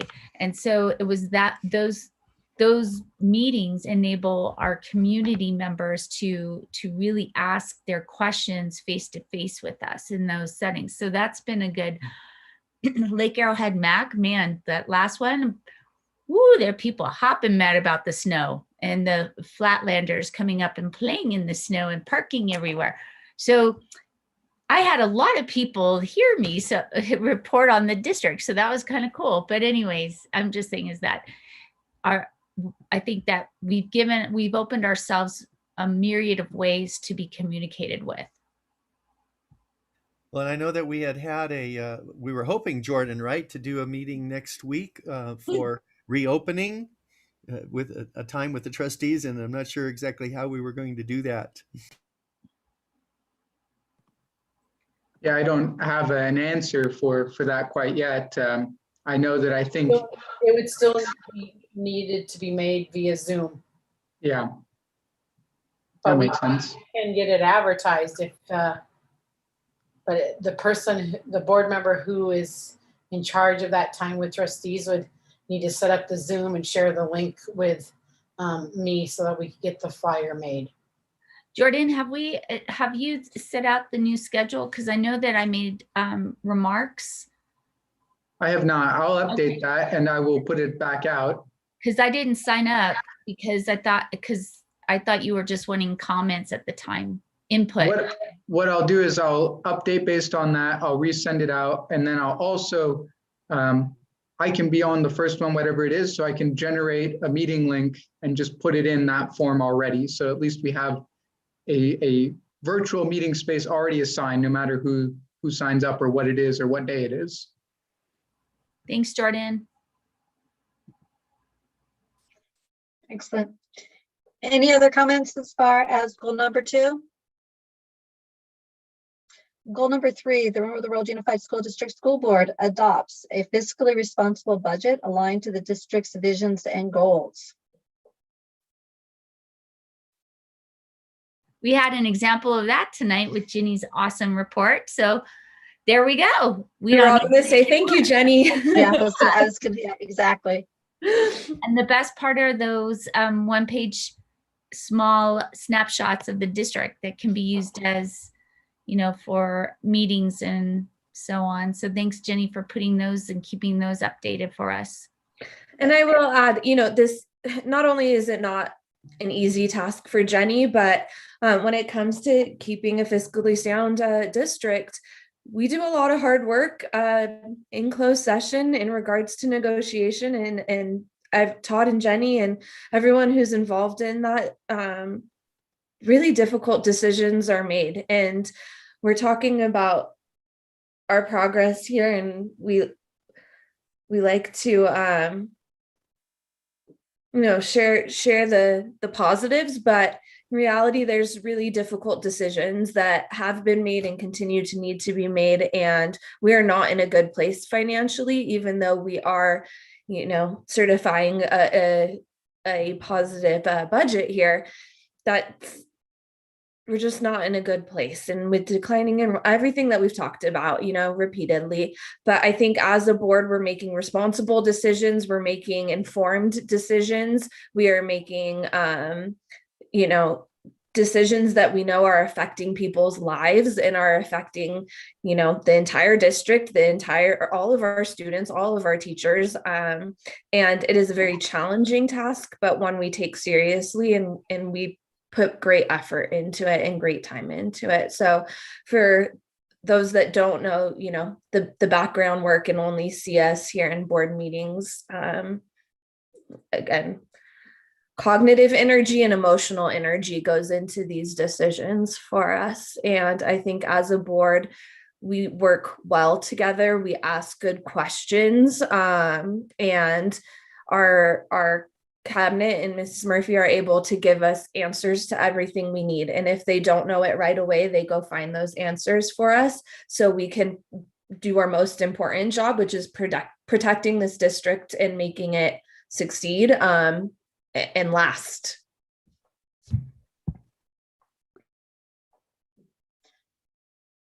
I would add also in terms of the appreciation, sending it Jenny's way in terms of this year in particular. All of the different craziness with funding and having to track our expenditures related to COVID and keeping track to make sure that we aren't overspending. It's Herculean, it's huge. And while we are getting additional funding, it's all with strings attached and additional requirements. And sometimes those additional requirements are more expensive than the funding that's being provided. And other requirements are to complete now with the funding coming later. When we complete those requirements, they might change after we've already spent that money. So part of being fiscally responsible has led us to have to sometimes spend money that we didn't wish to spend on, I'm thinking in terms of masks and changing requirements. So keeping track of all of those details has been tough. And I think we, through Jenny, have done an excellent job of staying on top of things. Anybody else that want to add anything with goal number 3? Okay, goal number 4. The Room the World Unified School District School Board sets direction for the school district. And again, there's 4 things that are underneath there. So this is setting direction. Anybody want to say anything about that? Just a quickie, I'll say this. I've been at now, I think 6 different sessions that training have been continuing to remind us that it's not I, but we. Not I, but we. And I do have to say that being the newbie who's an old guy, it's been, I feel like there's a lot of, I appreciate the quality of people on this board and the personal commitment that each one makes. So I'm appreciating being part of the we. Nice. I agree. I mean, I know that it was a board goal that we set for ourselves, and that, irrespective of what other school boards are doing out there, we should continue to keep on working on this goal ourselves. But, there are a lot of school boards out there that are very I-centric, me-centric, that are very combative. Some will just, out of vindictiveness, try to slow or halt processes to spite another board member. And we haven't done any of that type of thing. It's really disheartening when you actually see it happening in other districts. So I'm happy with that we're nothing like that, and that we're continuing to work more closely together. And along with that, Jordan, I have met board members, new board members, whose superintendent hasn't spoken with them. I'm like, what? So the relationship with administration is good too, and that's another part of the we. So Nice. Okay, you guys good with calling it done as far as reviewing our board goals? And I have to make one last comment, and that is that there's one person who really helps, I know has helped me a ton, and that's Connie Santa Cruz. And so I really, really appreciate her assistance as she helps us work as a board. Absolutely. I think we all share that in appreciation. Okay, thank you. So moving on, 10.4, Equity and Social Justice Standing Committee Progress Report, and it's the Board of Trustees. Bill should, as we elected him as chair. So Bill, why don't you begin that conversation, Mr. Chairperson? So yes, I was elected as the chairperson, and our secretary is none other than Dana Ridlin as well. So there's that part. We at our first meeting discussed and set up a couple of statements that we're going to use as guidance. First one is, what is equity in education? Dan, I don't know if you want me to read that or not. Yes? Sure, go ahead. Okay, so equity in education is the process of reforming practices, policies, and procedures at the school and district levels to support academic fairness and inclusion and ensure that every child has the resources, teachers, interventions, and supports they need to be successful and thrive. We also came up with a definition that we're using. And again, these will be fluid, will change probably, will develop over time as we continue to work together. But we said social justice in education is concerned with achieving equitable and quality education for all students. Social justice includes a vision of society in which the distribution of resources is equitable and all members are physically and psychologically safe and secure. And then we also said that we're going to work on more details at our July workshop, and then officially begin regular meetings in September, with meetings being every other month. And I believe that's everything that I'll report at this moment. Perfect. Yay. Wonderful. Thank you, Bill. Fantastic. Thank you. Thank you. All righty. 10.5, legislative update report. Trustee Gardner. Okay, so in your Dropbox, you got my legislative report.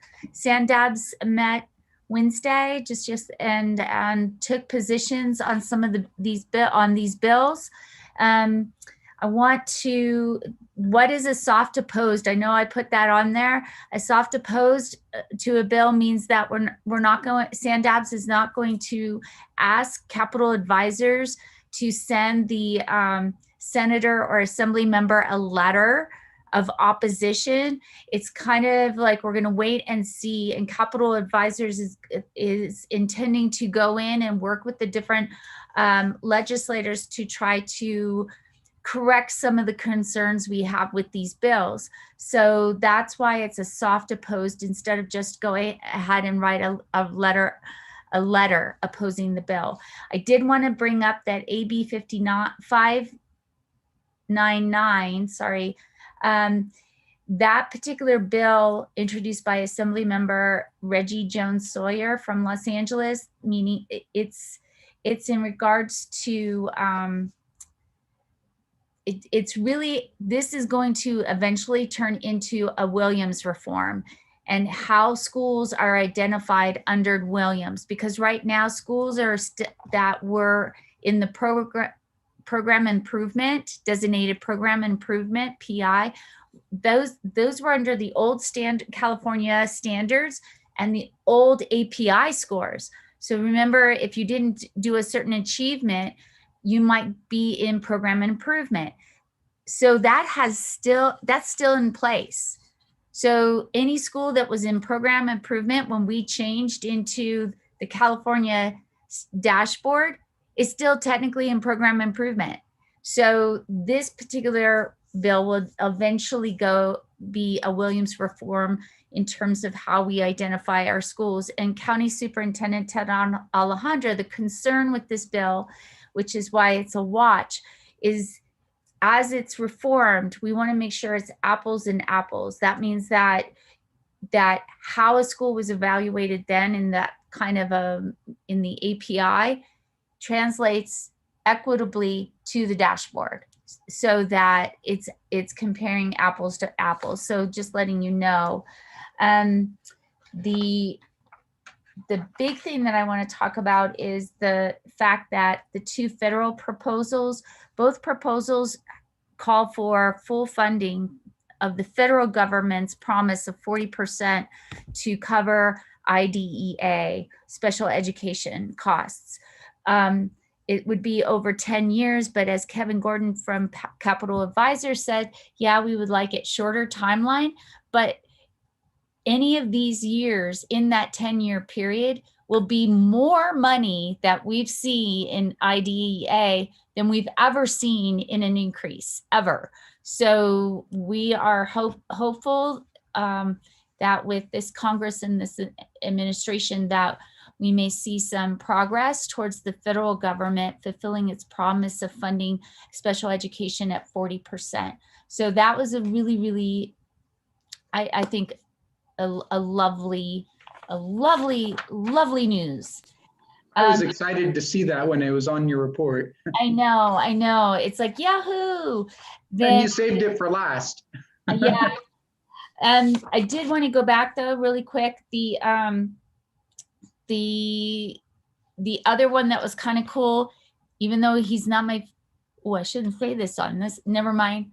So Senator Portantino, that the awesome author of the Late Start bill, does have a bill that out, SB 14, that would allow for mental health as a excused absence for students. So if a student needs to take a mental health day to really take care of himself or herself, that's now going to be considered an excused absence, which I thought was, especially given the circumstances of trauma in this last year, I thought that, I was like, dude, how can you be, such a on the Late Start bill, and then you're so nice and you're like really thinking. Anyways, he's just interesting. So then the last piece is, of course, the American Rescue Plan that was signed by President Biden. It's exciting because of the amount of money that's in it. 123 billion for K through 12, plus 800 million for homeless, plus there's more money in IDEA, and then a little bit, and then some money for private schools. But we have through September of 2023 to use this money, which was exciting to hear, because it always makes me nervous to hear deadlines if they're like, oh, you only have X amount of months to spend this money. So this was really exciting. The 25% of the money is really about trying to spend it on the learning recovery to try to really address the loss that students have seen during COVID. Capital Advisors will be hosting a webinar on March 18th at 11 a.m. Look for that flyer, and it will be about all the details in this American Rescue Plan, how the money is to be earmarked, how much we should expect, yada, yada, yada. So look for that flyer from Capital Advisors. And then just real quick on the state side, of course, we are looking at the two pots of money, that just over $2 billion for reopening, and then the 4.6 billion plan that really is about how do we address the learning loss, summer school, extended learning time, all of that. And Michelle referenced that, there's a plan that needs to be done by June, right? June. So I'm sure that we'll be working on that, because again, the whole intent is for this money to specifically address the learning loss that has occurred for our students during COVID. So that's it. Again, California State Board Association's legislative action, it's usually a day. It's next week, and the Zoom meetings have been scheduled. As I said, I'm scheduled to be part of the group with Senator Ochoa Bogue, Assemblymember Smith, but I asked Nikki Detmerman, our PACER, if I could, even though she's not technically our legislator, for our area, for Connie Leyva, because she is the chair of the Senate Education Committee. And I got on. I'm so excited. Don't tell anybody that I'm so excited to be part of that. And I think that's it for right now.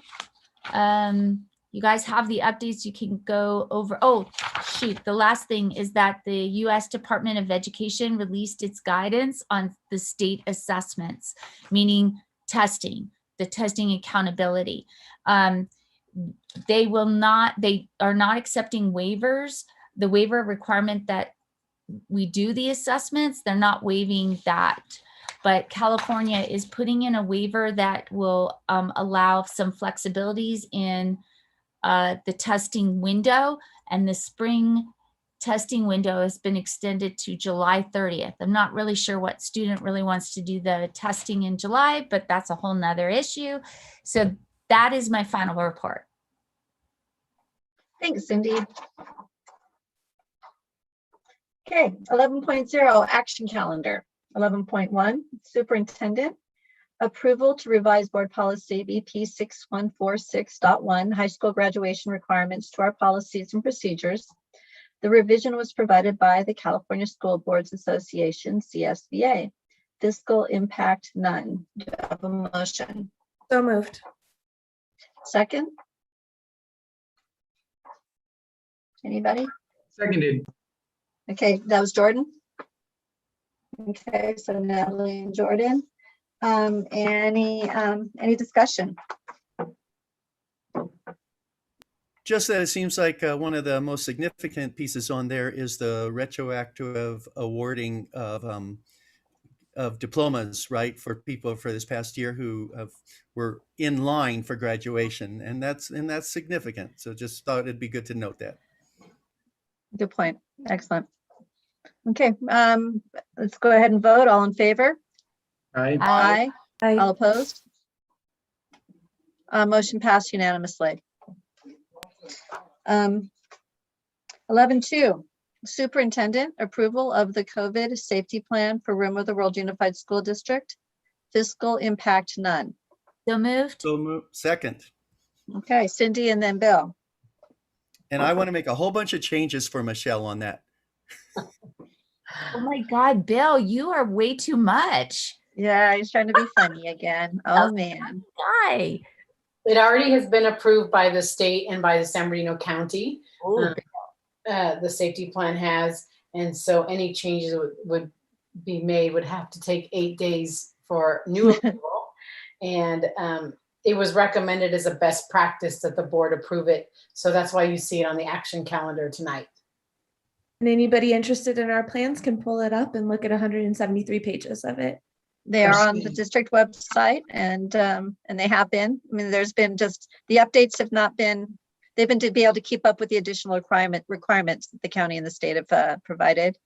The latest update was submitted on February 19th, which includes those newer guidelines. So there was 11 components. So really the most important parts of the plan are the first 9 pages.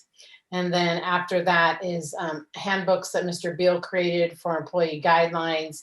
And then each site included their safety plans for students' return. So we just included all of those as like addendums.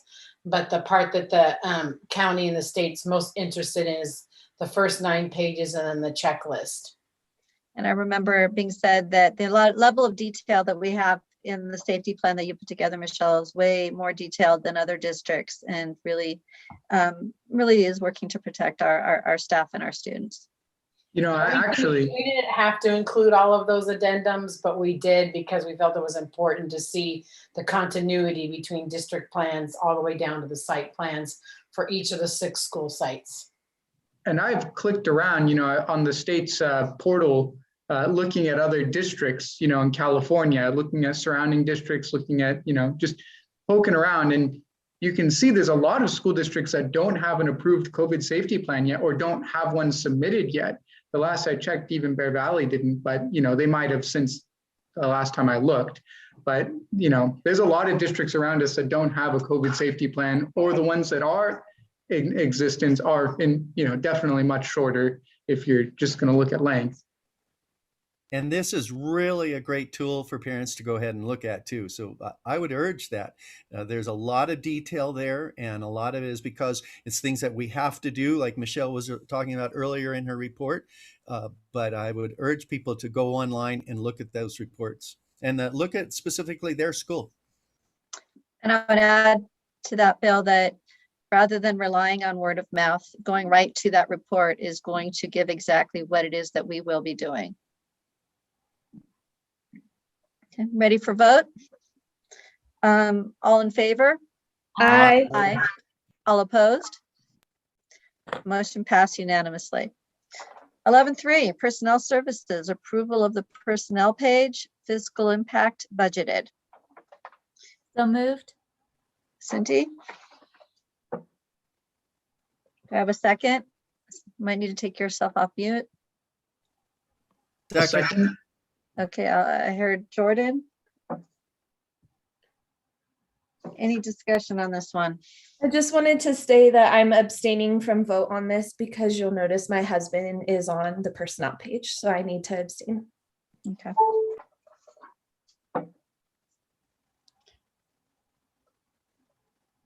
Any other discussion? Okay, let's go ahead and vote. All in favor? Aye. Aye. All Aye. opposed? Oh, I'm sorry. I saw you guys bounce move, but okay, let me go ahead and repeat that. All in favor? Aye. Aye. Okay, all opposed? With one abstention, the motion passes unanimously. 11.4, Personnel Services, approval of resolution number 20/21-11, criteria for resolving ties in seniority related to certificated layoffs. Fiscal impact, none. So moved. Second. Cindy, Natalie. Todd, would you speak to what is involved here with this item? Sure. So this relates to a reduction of force or certificate layoffs, as it states in the agenda item. There are times when we hire certificated members on the same date. So they all may say September 7th. And we may have 3 or 4 of those employees hired on that same date. What this does is go through that process of identifying those individuals who would be a part of that reduction in force. The reason why that's so important is we may have, like we have right now, we had 8 teachers that were up for reduction in force, but we have to go by seniority on who would go, sadly, be that first to be reduced. But again, if we have everybody in the same hire date, the seniority isn't quite there. So we have to have a tiebreaker vote to determine, okay, well, who would be the next for the reduction in force. So what this does is dictate what does that mean. So the first part definitely has to go with the credentials. Oftentimes they're light credentials for the most part. However, we do have people that are clear certified. So they have their folk teacher credentials. They would be kind of quote unquote safe first compared to those that are on intern or short-term permits. This is followed by any type of English language learner certificates or credentials that some have to have and others have additional credentials such as your BCLAD. Followed by years of continuous service in the district. If they're all hired on the same date, they're all going to have the same continuous service in the district. Number of clear or preliminary credentials in different subject areas. So we may have, say, an English teacher, and we don't have that we're taking forward, but we may have an English teacher who also has another credential in, say, science. Well, okay, well, that opens that person up to now you have multiple credentials that we may be able to move around. The next one is total number of supplemental authorizations. This is almost kind of, if you're in a college situation, you have your major and the minor. This kind of counts as your minor. So if you have something where you have additional credits in there that you might be able to use, so on a waiver, that might be the next step we look at. Number 6 is the earliest date of advanced degree prevails. And so again, you may have 2 people hired on September 7th. One got their master's degree on September 5th. The other got their master's degree on September 6th. Well, the one who got it on the 5th will be the next saved. And the last one, and I always say this kind of crude, but sadly it happens. If all else prevails, everyone's all in the same condition, we almost basically have to draw names from a hat. That's the last step there. It's very, very rare, but it does happen.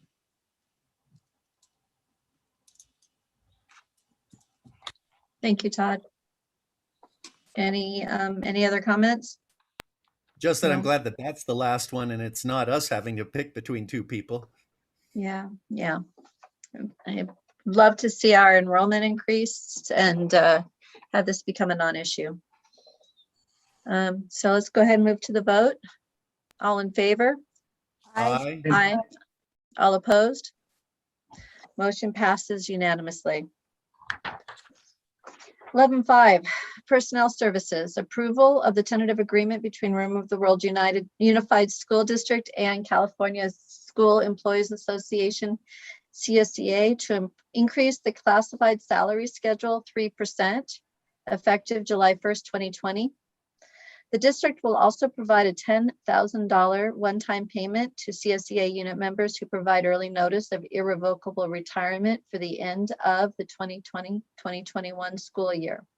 Fiscal impact, $168,561, and retirement to be determined, unrestricted general fund personnel. So So moved. moved. Oh dear. Bill, I think it was you. Do I have a second? Seconded. There we go, Bill and Jordan. Any comments, discussion? Okay, let's go for the vote. All in favor? Aye. All opposed? Motion passes unanimously. 11.6, Business Services, approval of the 2020-2021 second interim financial report and certification of the district's financial position. Fiscal impact, none. So moved. Jordan? Second.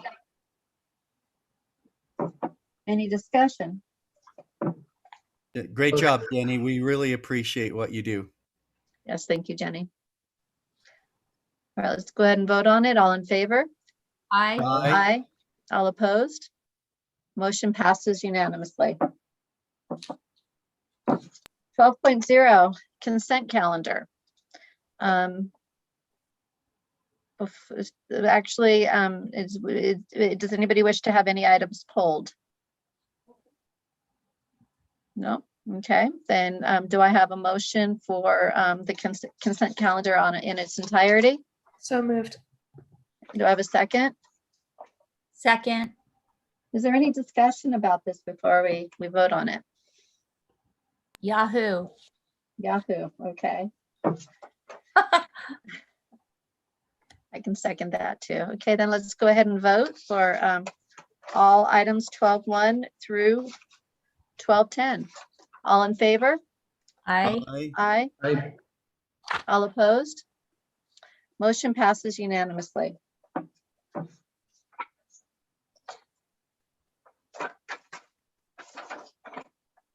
Okay, 13.0, there were no items removed from the consent calendar. So 14.0, governance team future agenda items planning. 14.1, time allotted for the Board of Trustees to request agenda items for future meetings. Are there any?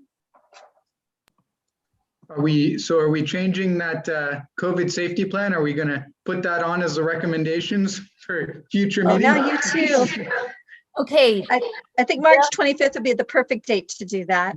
Okay, I'm just saying that we need to put Bill and Jordan in the timeout chair. I think there's a They're missing. giving me a heart attack. You know, the nice thing with them is they could be muted. No, go ahead. I'm sorry. I was just saying, I think we should add some commas, make sure that we throw in some periods here or there, and that will warrant, I think, another 8-day period of waiting. Yeah, I'm with you, Jordan. I'm with you. Oh my God. Okay, double timeout. Pretty soon you're dear. gonna be in triple probation or something. Okay, so along with revisiting the safety plan, is there anything else to add to the future agenda items planning? Just Jordan, do we need to put something on? And just help me on this one regarding the retreat. Did we need to actually put that on the agenda of the retreat for? No. It should not actually. It's going to be a separate meeting that we will have on the day of the retreat that we'll have at some point there. We will specify an agenda and time that will be separate from the agenda and time in which we are retreating. Okay, just wanted to make sure of that because I was just trying to remember in my mind what we said last night. That's Okay. a good question. Yeah, absolutely. Anything else? And with your guys is okay, I am not including the safety plan revision. Yeah, those two are on double, triple probation, so they're on mute. Jordan put himself on mute, Bill's on mute. Okay, then I'm going to take that as a joke and move on to 15.0, future meeting dates. Regular board meeting, March 25th, 2021 at 4 p.m. It'll be on YouTube. And we should have some more kiddos back at school before then, so this should be very exciting. Regular board meeting, April 15th, 2021 at 5:30 p.m. and that'll be on YouTube. A question for you, Michelle, is at what point will we no longer need to be YouTubing? So, and when we can gather fully, so it'll be a hybrid model starting the 25th. So we will have up to 18 audience seats available. Our custodians have spaced them out and set it up so we could see how many people we could fit after the people that I listed earlier. So actually starting the 25th and the 15th, it will be the hybrid model. Okay. And so then it still will be broadcast on YouTube, which will probably be happening for a while now until hopefully numbers continue to increase and future guidance. As soon as they release those gathering guidelines, I think they're going to release them by tier color. So, and based upon vaccinations. So once we really know what they say, then we can change it. But we'll work on, Connie and I will work on this wording. Perfect. And then as it says here, all future meetings will be held via YouTube for the public until executive orders change regarding gatherings. But the YouTube will happen even though there will be some opportunity for the public to come in and join us in person. Correct. Yeah. Okay. 16.0, recess to close session if necessary. That is not necessary. 17.0, adjournment. Do I have a motion? I make a motion to adjourn this meeting at 7:47 p.m. Second. Wonderful. So, excellent. So do I have let's go ahead and vote on it. All in favor? Aye. Aye. Aye. All opposed? Motion passes unanimously. We are